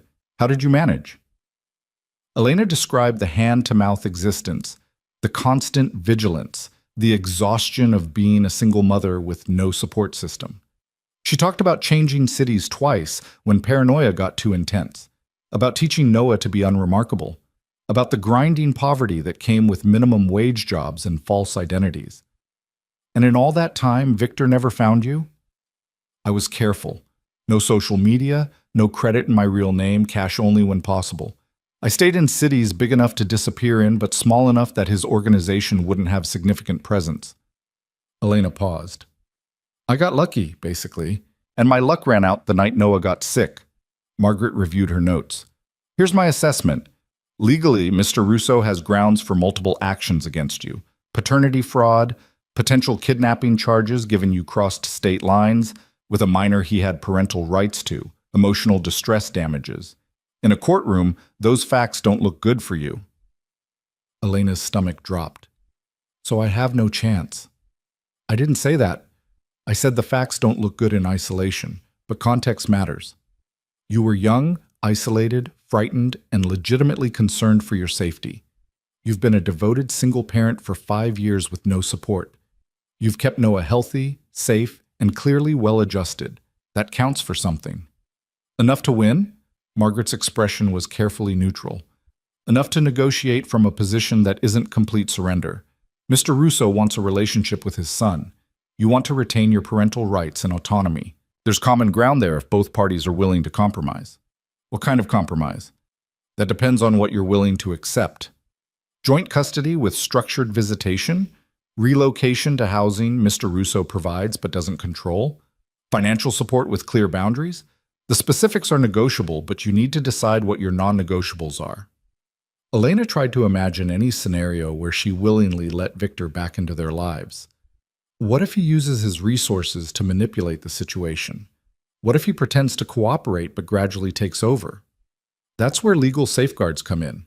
We draft agreements with teeth, clear custody arrangements, financial transparency, consequences for violations. We make it more expensive for him to break the agreement than to honor it. Can you actually bind someone like Victor to an agreement? Yes, Margaret said with confidence, because the leverage isn't just legal, it's reputational. Mr. Russo has spent years building a public image as a businessman and philanthropist. A nasty custody battle where he's portrayed as a controlling monster trying to destroy his son's mother. That damages his carefully constructed facade. Elena hadn't considered that angle. Victor cared deeply about his public image, about being seen as civilized rather than savage. A court battle would expose aspects of his life he preferred to keep private. So we have leverage, Elena said slowly, more than you think. But here's what I need to know. Do you want to negotiate or do you want to fight? Because those are different strategies with different outcomes. Elena thought about Noah asking if Victor could visit again. Thought about her son's simple wisdom about giving people chances. Thought about the photograph she'd kept hidden for 5 years. I want to negotiate, she said finally, but I need protection. I need to know I'm not signing away my ability to protect Noah if things go bad. Fair. Give me 24 hours to draft a proposal. We'll build in escape clauses, review periods, and escalation procedures. If Mr. Russo violates the terms, you have recourse that doesn't require trusting his goodwill. They spent another hour hammering out details. What Elena needed financially, what kind of custody arrangement she could accept, how to handle Noah's education and medical decisions. By the time they finished, Elena felt wrung out but marginally more hopeful. One more thing, Margaret said as they prepared to leave. Mr. Russo asked me to tell you that he's arranging security for you and Noah, regardless of whether you accept his other offers. He said there are people who might target Noah if they discover his existence, and he won't take chances with his son's safety. Elena's first instinct was to refuse, but pragmatism overrode pride. What kind of security? Discreet surveillance, vetted bodyguards when you're in public, secure transportation. Nothing that would make Noah feel like he's under house arrest, but enough to deter threats. The thought of being watched constantly made Elena's skin crawl, but the alternative, Noah being vulnerable because of who his father was worse. Fine, but I want details about who's watching us and what information they're reporting back to Victor. I'll make sure that's specified in the agreement. When Elena returned to Noah's room, she found Victor there again, this time showing Noah something on a tablet. They both looked up when she entered, and the resemblance between them was so striking it hurt. Mama, Victor's showing me videos of baby sea turtles. Noah's excitement was infectious. Did you know they have to walk all the way to the ocean by themselves when they're born? I did know that, Elena said, her eyes meeting Victor's over Noah's head. Pretty amazing, right? Victor says sometimes people help them if birds try to eat them. That's nice. Sometimes people need help, Victor said, his gaze still locked with Elena's. Doesn't mean they're weak. Just means the world is dangerous and we all need allies. The message was clear enough. Elena moved to Noah's other side, brushing his hair back from his forehead. His fever had been gone for more than 24 hours now, his color good, his energy returning. How are you feeling, baby? Good. Dr. Harrison said maybe I can have pancakes for breakfast tomorrow. Noah's enthusiasm for pancakes was undiminished by illness. That's great news. Noah yawned despite his excitement, the medication and healing still demanding rest. Can you both stay while I sleep? The request caught both adults off guard. Elena saw Victor's throat work, saw him struggle with some emotion too big to name. She wanted to say no, wanted to maintain the boundaries that had kept her safe for 5 years. But looking at Noah's hopeful face, she found herself nodding. For a little while. Noah's smile was radiant. He settled back against his pillows, his hand reaching for Elena's by habit. Tell me a story. What kind of story? One about dragons, but nice dragons, not scary ones. Elena began weaving a tale about a dragon who was afraid of his own fire and learned to use it to help people instead of hurt them. It wasn't subtle as metaphors went, but Noah had always loved dragon stories. His eyes drifted closed before she'd gotten halfway through, his breathing evening into sleep. Victor hadn't moved from his position on the opposite side of the bed. When Elena finished the story anyway, she always completed stories even after Noah fell asleep. Silence settled heavy between them. "He's resilient," Victor said quietly. "You've done well with him." The compliment surprised her. "Thank you." "I mean it. Whatever else is true, you've been a good mother to him." Elena's throat tightened. "I tried. I didn't always succeed, but I tried." That's all any parent can do." Victor's eyes remained on Noah. "I've missed so much. First words, first steps, all of it. I know. The admission cost her. I know what I took from you." "Do you?" Victor finally looked at her, and the pain in his eyes was devastating. "Can you actually understand what it's like to mourn a child who wasn't dead? To grieve a future that still existed but was kept from you?" "No," Elena said honestly. "I can't. But I understand that I hurt you, and that my fear doesn't completely excuse that."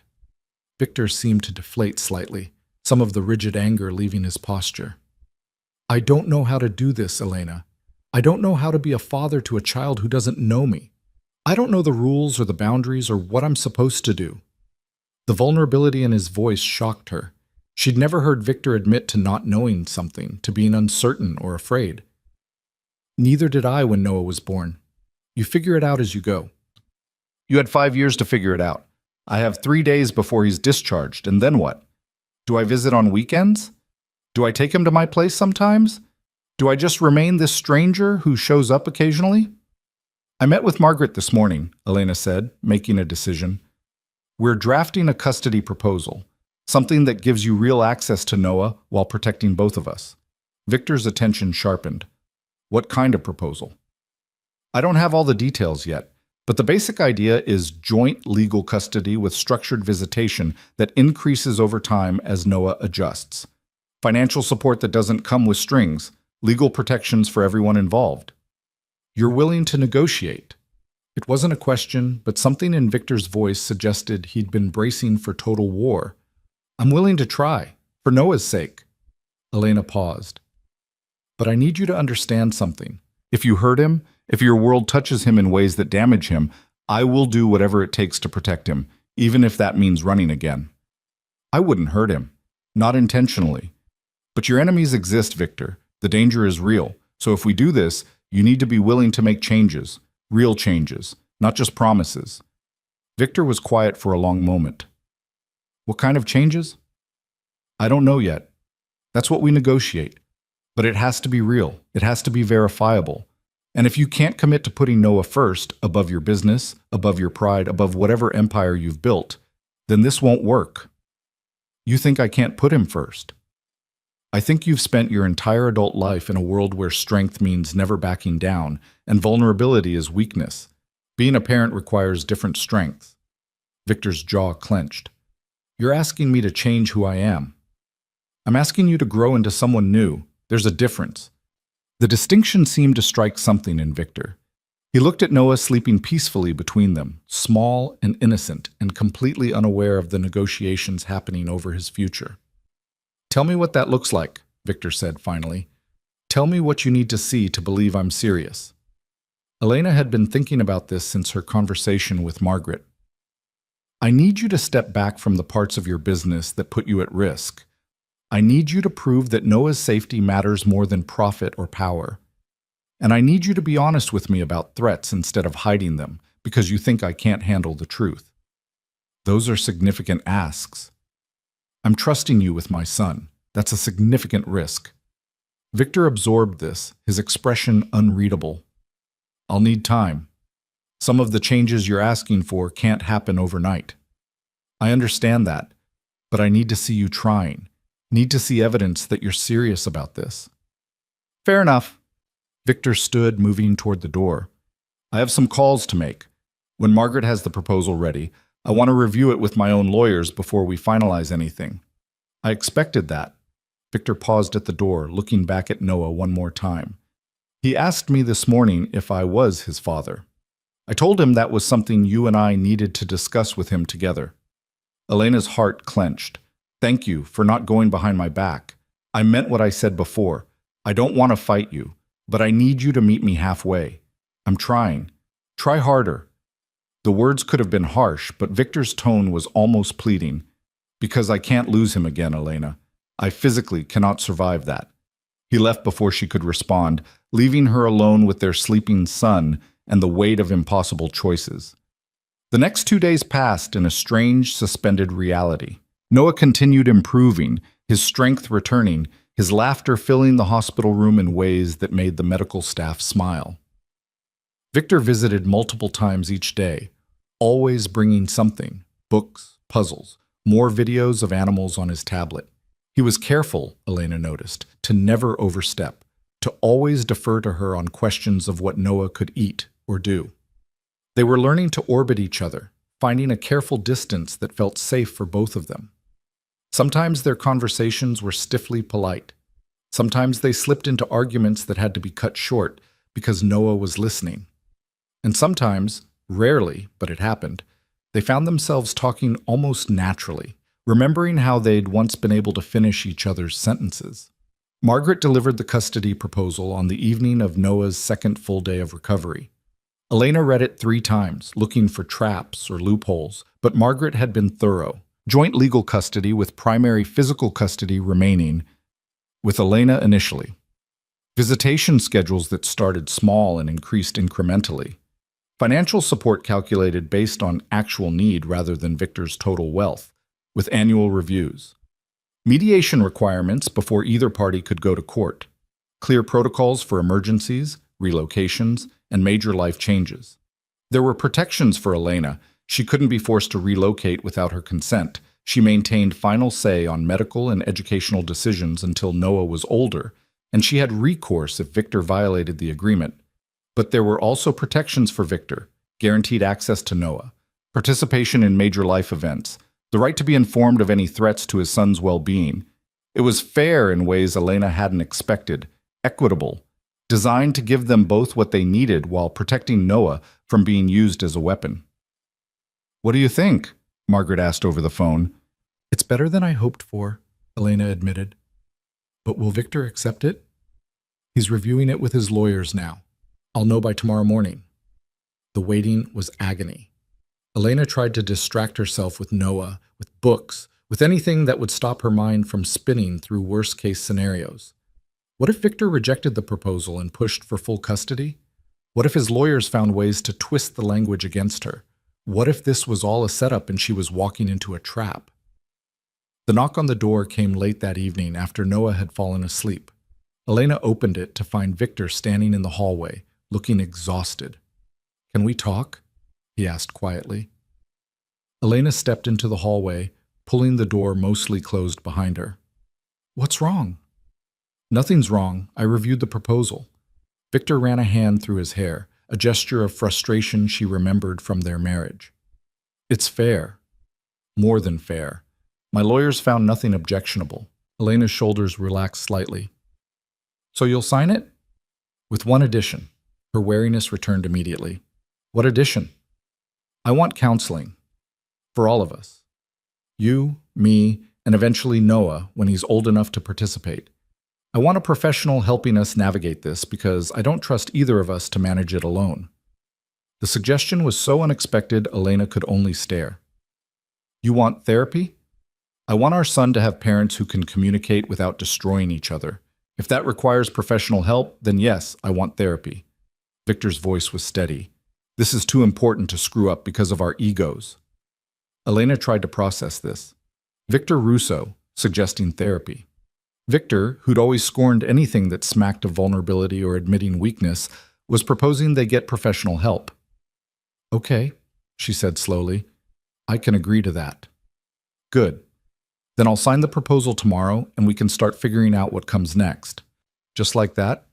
Victor's smile was bitter. "Just like that. You asked me to change, Elena. This is me trying." He started to walk away, then turned back. "One more thing. I've been making calls, reorganizing my business structure. It'll take time to fully implement, but I'm divesting from the parts of my operations that carry the most risk, transitioning to exclusively legitimate enterprises. Elena's breath caught. You're serious?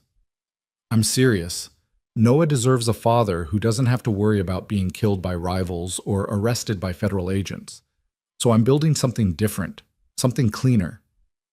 Victor, that's a massive undertaking. I'm aware, but you were right. Being a father requires different choices than being who I've been. He met her eyes directly. I can't undo the past, can't bring back the 5 years I lost, but I can choose who I am from this point forward. The sincerity in his voice made Elena's chest ache. This was the man she'd fallen in love with 7 years ago, the one who could be thoughtful and honest when he let his guard down, the one she'd believed could be better than his circumstances. Thank you, she said quietly, for trying.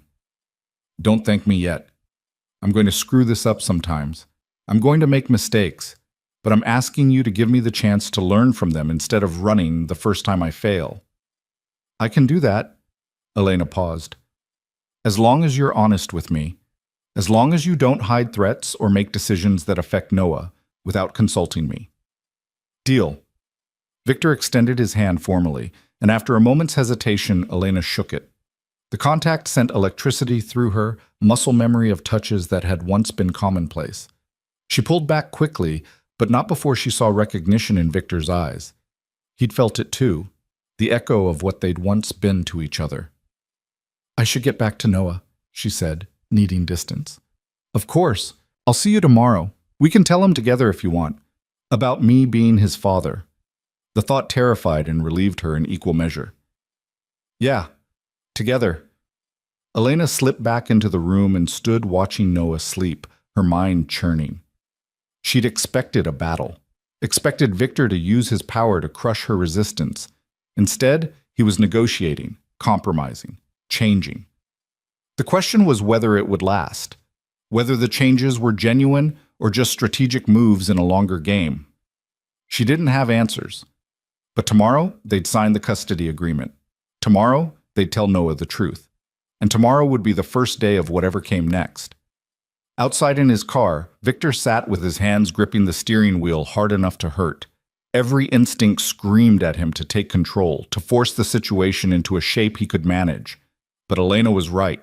The old strategies wouldn't work here. Force would drive her away permanently. Control would poison any chance of actually being Noah's father instead of just a name on legal documents. So he was trying something foreign and uncomfortable. Trust, vulnerability, letting someone else have power over outcomes that mattered desperately to him. It went against everything he'd built his life on. But as Marcus had said, he was changing. Whether it would be enough remained to be seen. The morning of Noah's discharge arrived with surprising normalcy. Dr. Harrison declared him fully recovered and ready to go home with prescriptions for antibiotics and stern instructions about rest and follow-up appointments. Noah was thrilled to be leaving, bouncing with energy that had been absent for days. Can we get pancakes on the way home? He asked Elena while she packed his few belongings. We'll see, Elena said automatically, then caught Victor's eye. They'd agreed to tell Noah together, but she hadn't anticipated doing it before leaving the hospital. Victor seemed to read her uncertainty. He moved to sit on the edge of Noah's bed, his posture careful. Hey, Noah, before we leave, your mom and I need to talk to you about something important. Noah's expression grew serious with the gravity children sense in adult tones. Am I in trouble? No, baby, Elena said quickly, sitting on his other side. Nothing like that. But we need to tell you something true and important. Noah looked between them, his eyes wide. Is it about Victor being my dad? Because I already figured that out. Both adults froze. Elena recovered first. You did? Yeah. You look sad when you look at him the same way you look sad when you look at my picture. And he looks at me like I'm really important. Plus we have the same nose. Noah touched his nose demonstratively. Everyone at school says kids look like their parents. Elena felt tears threaten. Her brilliant, perceptive son had already assembled the truth from fragments and feelings. You're right. Victor is your father. Noah turned to Victor with complete seriousness. Do I have to call you Dad? The question clearly caught Victor off guard. You can call me whatever feels comfortable. Victor is fine. Dad is fine. We have time to figure it out. Okay, Noah processed this with 5-year-old pragmatism. So, are you and Mama getting married again? No, Elena said quickly. Perhaps too quickly. No, we're not. But we're going to work together to take care of you. So I'll see him sometimes, like Tommy sees his dad on weekends? Something like that, Victor said. We're still figuring out the details, but yes, you'll see me regularly, if that's okay with you. Noah considered this gravely. Will you read me more stories? As many as you want. And show me more animal videos? Absolutely. And can we get a dog?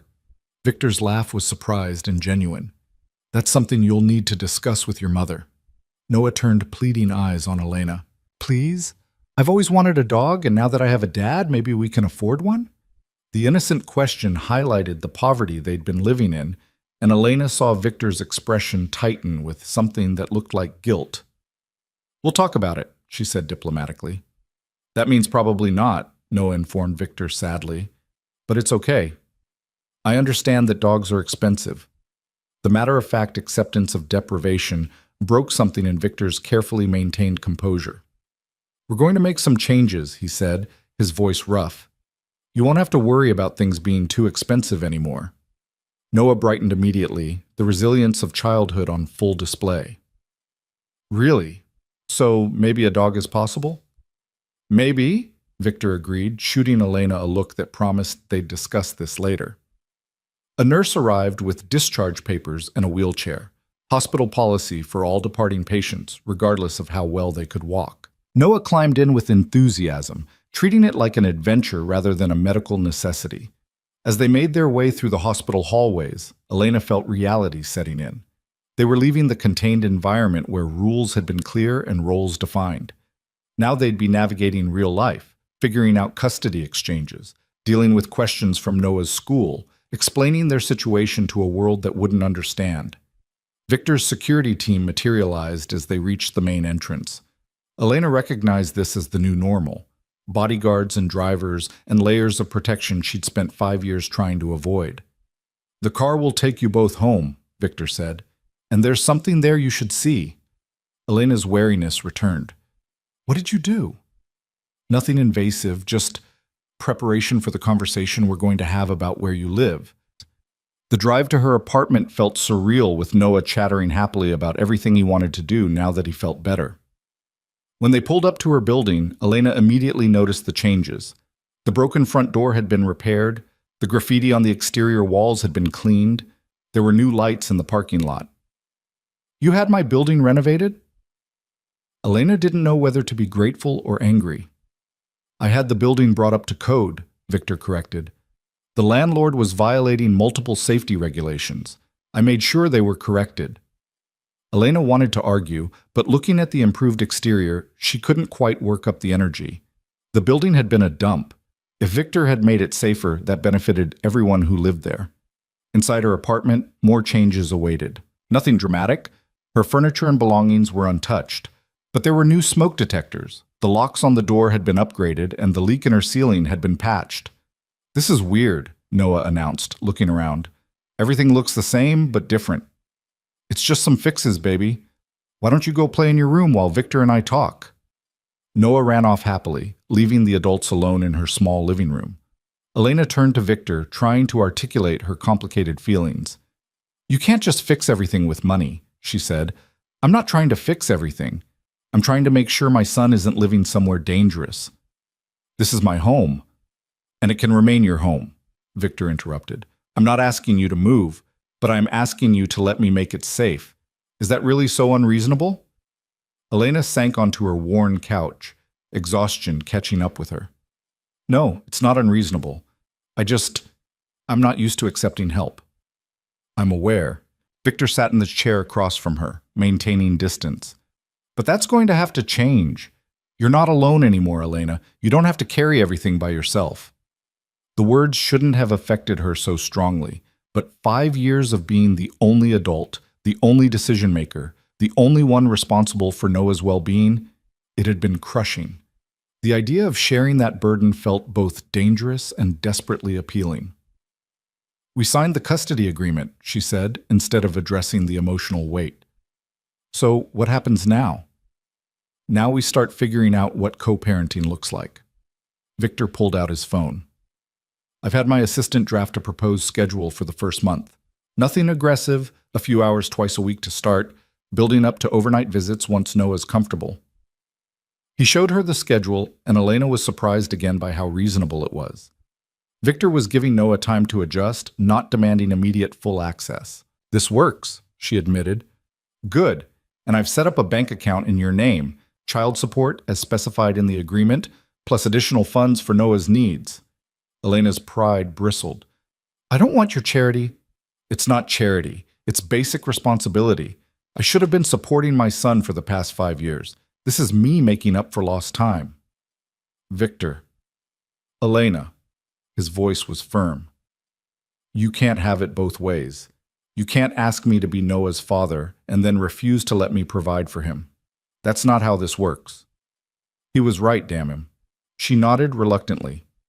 Fine, but I maintain control over how the money is spent. Agreed. I trust your judgment. The simple statement of trust caught her off guard. Victor had many qualities, but trusting others had never been his strong suit. Thank you. They sat in uncomfortable silence for a moment before Noah's voice called from his bedroom. Mama, can Victor come see my room? Elena almost said no reflexively, but caught herself. This was what co-parenting meant, sharing spaces and moments, letting Victor into parts of their life she'd kept private. Yeah, baby. He can come see. Victor stood and followed Elena down the short hallway to Noah's room. It was small and sparsely furnished, a twin bed, a cheap dresser, shelves made from cinder blocks and boards. But Noah had decorated it with drawings and pictures from magazines, creating a space that was undeniably his.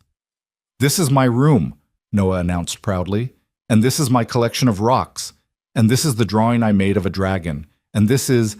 He continued the tour with 5-year-old enthusiasm, while Victor listened with complete attention. Elena watched them together and felt something shift in her chest. This was real. Noah had a father. She was going to have to find a way to make peace with that. When the tour concluded, Victor pulled out his phone again. I almost forgot. Dr. Harrison said you need to take this antibiotic twice a day for the next week.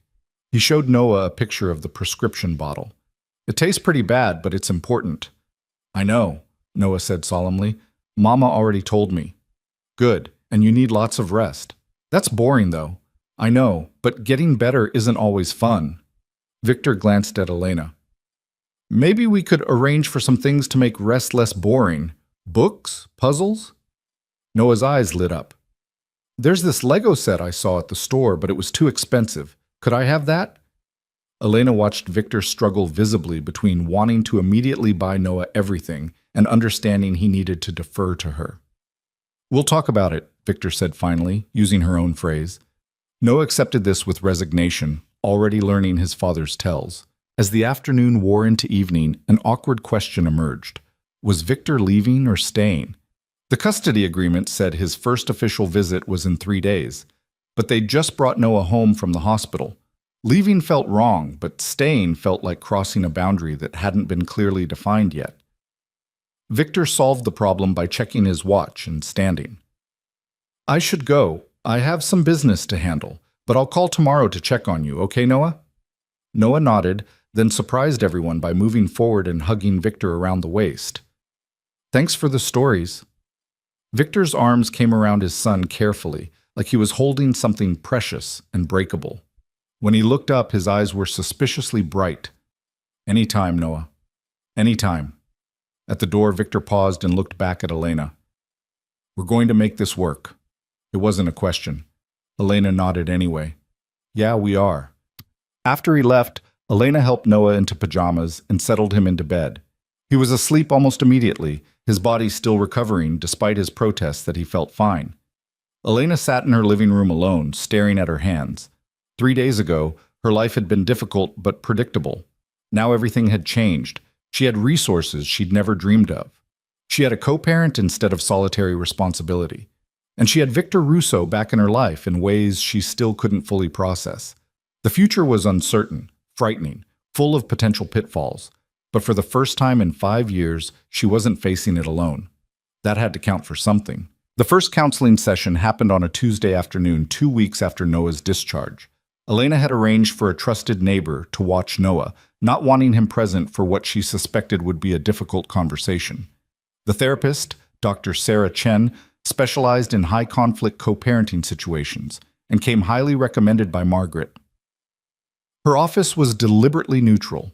Comfortable chairs, soft lighting, a box of tissues positioned strategically on the side table.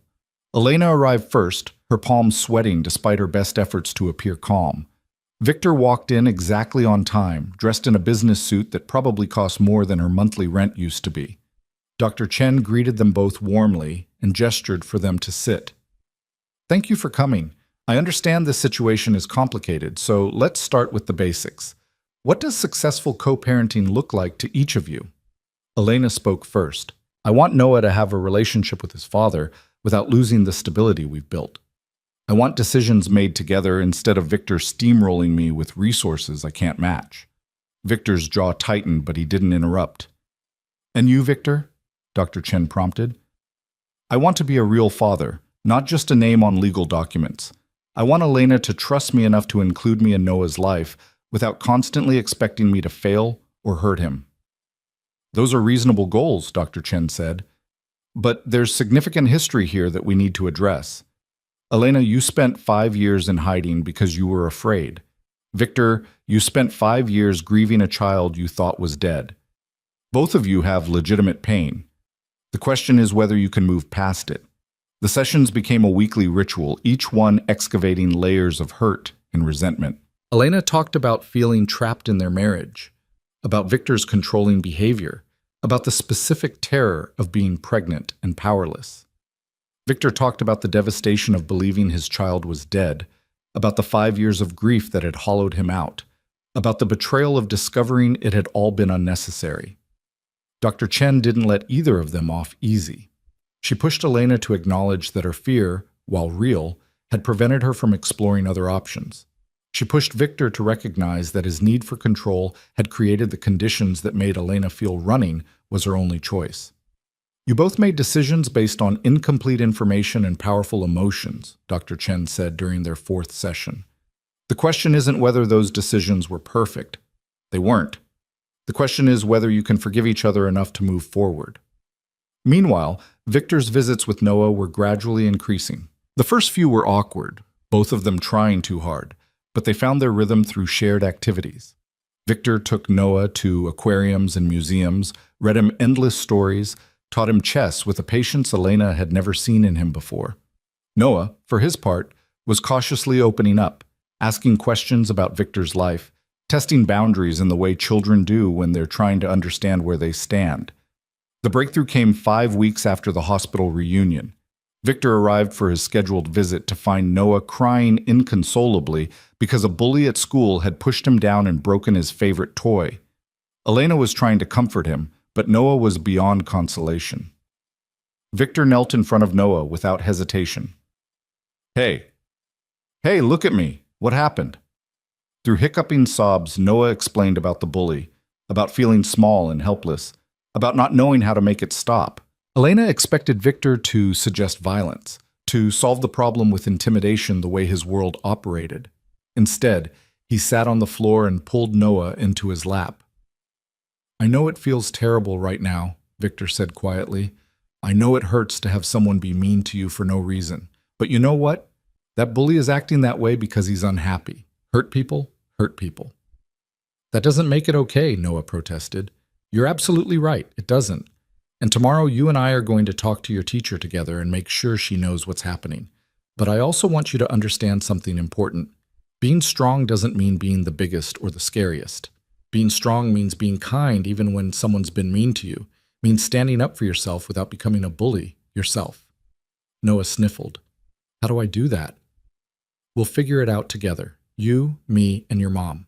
That's what families do. We help each other through hard things." Elena watched this exchange with something cracking open in her chest. This wasn't the Victor she'd run from. This was someone new, someone who'd learned gentleness, who understood that power wasn't always about dominance. That night, After Noah had fallen asleep and Victor was preparing to leave, Elena stopped him at the door. "Thank you for how you handled that today." Victor shrugged, but she could see the conversation had affected him too. "I'm trying to be the father he deserves instead of the one my instincts want me to be. It's working. He's starting to trust you." "And you?" Victor's eyes searched hers. "Are you starting to trust me?" Elena considered lying, offering platitudes. But if they were going to make this work, honesty had to start somewhere. "I'm trying. Some days are easier than others." "Fair enough." Victor paused, then said, "I kept my promise.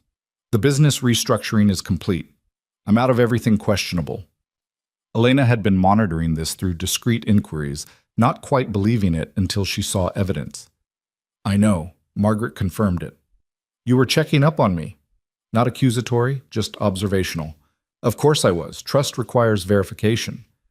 Victor's laugh was unexpected and genuine. Reagan, quote, "I didn't know you were a Cold War history buff." "I'm not, but the principle applies." Elena hesitated, then made a decision. "Do you want to come to Noah's school concert next week?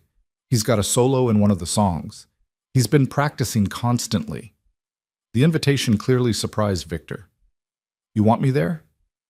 "Noah wants you there. And maybe I do too." Something shifted in Victor's expression, hope and vulnerability mixing in ways she'd never seen on his face before. "I'll be there. Thank you for asking." The concert was in the elementary school gymnasium, rows of folding chairs facing a makeshift stage. Elena spotted Victor immediately. He stood out among the casually dressed parents in his tailored suit, but he'd made an effort to blend, sitting in the back row instead of demanding front row seats. Noah saw him too, and his face lit up with a smile so bright it made Elena's chest ache. When his solo came, a simple melody about seasons changing, Noah sang directly to them, his voice sweet and slightly off-key, but filled with joy. Afterward, Noah ran to both of them, and for the first time, they stood together as his parents, not opposing forces, but a united front celebrating their son. Other parents noticed, whispering speculation, but Elena found she didn't care. Let them wonder. Let them gossip. Noah was happy. That was what mattered. The transformation wasn't linear. There were setbacks and arguments. There was the time Victor overstepped by enrolling Noah in an expensive private school without consulting Elena first, leading to a blistering fight that required Dr. Chen's intervention to resolve. There was the time Elena panicked and almost ran again when she saw unfamiliar men watching her apartment, only to discover they were Victor's security team, and he'd forgotten to tell her he'd expanded their coverage. But through each conflict, they learned to navigate together instead of alone, learned to communicate before acting, learned that mistakes weren't betrayals if they were addressed honestly. 6 months after the hospital reunion, Victor broached a subject Elena had been avoiding. They were in her apartment. He'd started spending time there regularly, claiming he wanted to be where Noah was comfortable. Noah was asleep in his room, and they were sharing coffee at her small kitchen table. "I need to ask you something," Victor said, his tone careful. "And I need you to answer honestly, even if you think I won't like it." Elena braced herself. "Okay. Do you think there's any chance for us? Not for Noah's sake. Not because it's practical, but because of who we are to each other." The question hung between them, heavy with implications. Elena had been determinedly not thinking about this, focusing solely on co-parenting and avoiding the complicated feelings that surfaced whenever Victor was near. "I don't know," she said finally. "There's history between us. Hurt that doesn't just disappear because time passes." "I know. But there's also this," Victor gestured between them. "Whatever this is, this awareness, this pull. I feel it every time I'm near you, and I think you feel it too." Elena couldn't deny it. The attraction had never died, had only been buried under layers of fear and resentment. "Feeling attracted to you doesn't mean we should act on it." "Why not? We're both adults. We're both single. We're already in each other's lives constantly." "Because if it goes badly, Noah suffers. Because I'm not sure I can trust you not to hurt me again. Because you're scared," Victor interrupted gently. "Which is fair. I'm terrified too. But we can't live our whole lives based on fear, Elena. At some point, we have to decide whether the possibility of happiness is worth the risk of pain." Elena wanted to argue, but the truth was she'd been thinking about this too, noticing the way Victor looked at her when he thought she wasn't paying attention. The accidental touches that lingered too long, the moments when their old chemistry sparked to life despite everything between them. "I need time," she said finally. "I can give you time, but I'm not going to pretend I don't want this. Want us. Want the family we could be instead of just the co-parents we are." The conversation stayed with Elena for days. She discussed it with Dr. Chen, who predictably refused to tell her what to do, but asked probing questions about what she actually wanted versus what she thought she should want. She discussed it with Margaret, who pointed out that the custody agreement didn't prohibit a romantic relationship, but suggested proceeding with caution. She didn't discuss it with Noah, but Noah, perceptive as always, brought it up himself one night during their bedtime routine. "Mama, do you love Victor?" Elena froze in the middle of tucking him in. "That's a complicated question, baby." Tommy's mom says it's not complicated. She says you either love someone or you don't. Tommy's mom is oversimplifying. Elena sat on the edge of Noah's bed. "Adults have complicated feelings. I care about Victor. I respect him. But love is... Is it because he's my dad? Because you can love him even though he's my dad. Tommy's parents love each other, and they're his parents." The child logic was irrefutable. Elena smiled despite herself. "When did you get so wise?" "I don't know, but I think you should give him a chance. He's trying really hard to be good." "I know he is. And you look happy when he's here. Happier than you looked before, when it was just us." The observation pierced straight through Elena's defenses.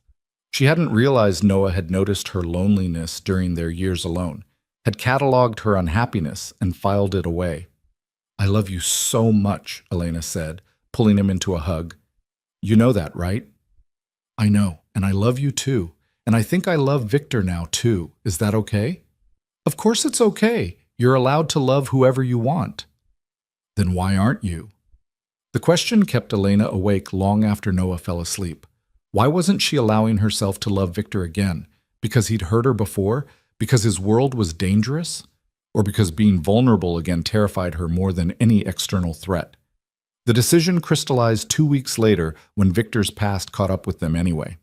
Elena was walking Noah home from school when a car pulled up beside them, moving too slowly, windows tinted too dark. Every instinct she'd honed during 5 years of running screamed danger. She grabbed Noah's hand and started walking faster, but the car matched their pace.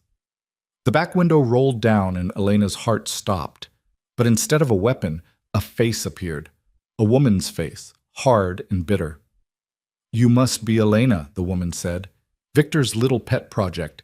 Did he tell you about me? About Christina?" Elena's blood ran cold. Christina, Victor's girlfriend who'd died. The one Elena had used to justify her fear. "I don't know what you want. I want you to know the truth about your precious Victor." The woman's voice was venomous. "I want you to know that Christina didn't die in a random accident. She died because of Victor's enemies, and he covered it up to protect his reputation." "Mama, who is that?" Noah's voice was frightened. Elena pulled him closer, backing away from the car. "We're leaving. Don't follow us." "He'll destroy you too," the woman called after them. "Everyone who loves Victor Russo ends up destroyed. Remember that when..." Security appeared from nowhere. Victor's team materializing with the efficiency Elena had come to expect. They surrounded the car, forcing it to stop. One of them escorted Elena and Noah quickly away, while others dealt with the woman. By the time they reached Elena's apartment, she was shaking. She got Noah settled with a snack and cartoon, then called Victor with trembling hands. "There was a woman," she said without preamble. "She stopped us on the street, said Christina's death wasn't an accident, said it was your enemies and you covered it up." Victor's silence was damning. When he spoke, his voice was heavy. "Where are you now?" "Home. Your security team handled it. But Victor, if she's right, if you lied about how Christina died, I'll be there in 10 minutes. We need to talk face to face." He arrived in 8 minutes, his expression grim. Noah was still occupied with his cartoon, so they stepped into Elena's bedroom for privacy. "Tell me the truth," Elena demanded. "All of it. No more protecting me from reality." Victor's shoulders sagged. Christina's death was an accident. A drunk driver ran a red light and hit her car. That part was true. But what I didn't tell you was that she was leaving a meeting with me when it happened. A meeting where I'd told her we were done because I was still in love with my wife who'd left me. Elena processed this. So her being near you contributed to her being in that place at that time. Yes. And I've carried that guilt for 5 years. Not because her death was my fault. The drunk driver killed her, not me. But because if we'd never gotten involved, she wouldn't have been there. Who was the woman today? Christina's sister. She blames me for her death. Has been harassing me periodically for years. My security team has standing orders to remove her from my vicinity. Elena sat on the bed, trying to sort through her feelings. You should have told me about this before. I know. I was trying to protect you from my past, but you're right. You deserve the full truth, not sanitized versions. Victor knelt in front of her, his eyes earnest. I can't promise that my past won't touch you and Noah sometimes. I've spent 15 years building an empire, and that comes with enemies and complications. What I can promise is honesty. No more hiding threats or difficulties. Elena looked at him, really looked at him. At the man who'd spent 6 months proving he could change, who'd restructured his entire life for their son, who was kneeling before her offering transparency instead of excuses. I'm scared, she admitted. I'm scared of getting hurt again. Scared of Noah getting hurt. Scared that loving you means signing up for a life where danger is always lurking. I know, but Elena, danger exists whether we're together or not. Christina's sister would have confronted you regardless. My enemies know Noah exists now. Being separated doesn't make you safer. It just makes you face threats alone instead of together. Together, Elena repeated softly. Is that what we are? That's what I want us to be, if you'll risk it. Victor took her hands in his. I love you. I never stopped loving you even when I thought I should hate you for leaving. And I think, maybe, you still love me too. The truth was she did. Despite everything, despite 5 years apart, despite the fear and anger and hurt. She loved this man who'd been broken by losing them and had used that breaking to become someone better. I do love you, Elena said, and watched hope bloom across Victor's face. But if we do this, we do it differently than before. Equal partnership, full transparency, no controlling behavior disguised as protection. Agreed. Anything else? Family therapy continues, and if you ever make me feel trapped again, I'm gone. Not running away this time, but choosing to leave. There's a difference. Understood. Victor's hands tightened on hers. Can I kiss you? Elena laughed despite the gravity of the moment. You're asking permission? New me, remember? Consent matters. She leaned forward and kissed him, and it felt like coming home and stepping into the unknown simultaneously. When they broke apart, both breathing hard, Elena rested her forehead against his. We're really doing this? If you're willing, no pressure. We can take it slow. Slow is probably wise. Noah needs time to adjust. We need time to rebuild trust. However long it takes. They told Noah that evening, keeping it simple and age-appropriate. Mama and Victor cared about each other and wanted to spend more time together as a family. Noah's response was characteristically direct. Does this mean Victor is moving in? Elena and Victor exchanged glances. Not right away, Elena said carefully. We're going to take things slow. But eventually, Noah pressed, because this apartment is pretty small for 3 people. Eventually is possible, Victor allowed, but there's no rush. Noah seemed satisfied with this answer, already moving on to more important topics like whether they could get a dog now that they were going to be a real family. The next year unfolded with the careful deliberation of people who'd learned that rushing led to disaster. Victor and Elena dated properly this time, dinners and movies and conversations that went past midnight. They went to couples counseling in addition to co-parenting therapy, excavating old wounds and learning new patterns. Victor sold his penthouse and bought a house in a good school district with a yard big enough for the dog Noah campaigned for relentlessly. They moved in together gradually, Noah's belongings migrating first, then Elena's, until one day she realized she hadn't been back to her old apartment in weeks. The wedding happened on a Saturday morning in the backyard of their new house, small and private with only close friends and family. Noah served as ring bearer, taking his responsibility with utmost seriousness. Margaret stood as Elena's witness. Marcus stood as Victor's. When the officiant asked if anyone objected, Noah piped up with, "I object to not having a dog yet," making everyone laugh. They got the dog that afternoon, a rescue mutt Noah named Dragon, despite his complete lack of resemblance to mythical reptiles. Dragon became Noah's constant companion, sleeping in his room and following him through the house with devoted loyalty. 2 years after the hospital reunion, Elena found herself watching Noah play in the backyard with Victor and Dragon, their laughter carrying through the open windows. She was pregnant again, this time planned, wanted, celebrated, this time with a partner instead of facing it alone. Victor caught her watching and smiled, that particular smile he saved just for her. He said something to Noah that made the boy giggle, then jogged over to where Elena stood on the porch. "What are you thinking about?" he asked, wrapping his arms around her from behind, his hands settling on her growing belly. "About how different everything is now. About how terrified I was 2 years ago, and how that fear almost cost us everything. But it didn't. We found our way back to each other. We built something new," Elena corrected. "Better than what we had before because it's built on honesty instead of fear." Victor pressed a kiss to her temple. "I spent 5 years believing I'd lost everything that mattered. Getting it back, getting you and Noah, was like being resurrected. I'm not wasting this second chance." "Good. Because I'm not running again. Whatever comes, we face it together." "Together," Victor agreed. "Always together."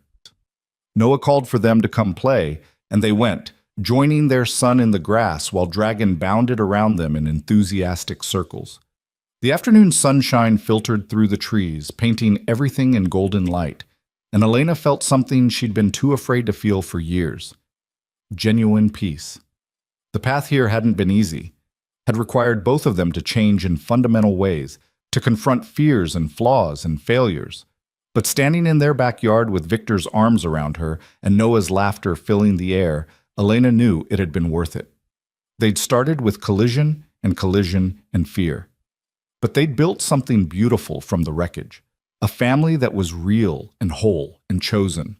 Not perfect, not without complications or challenges, but theirs, built on truth and trust and the kind of love that survived being tested. Years later, when Noah was older and asked about how his parents got together, Elena would tell him the truth, that sometimes love required running away, and sometimes it required standing still. That being brave meant facing fear instead of being controlled by it. That family wasn't just about biology, but about choosing each other every day. And when Noah inevitably asked if she regretted the 5 years they'd spent apart, Elena would pause and consider.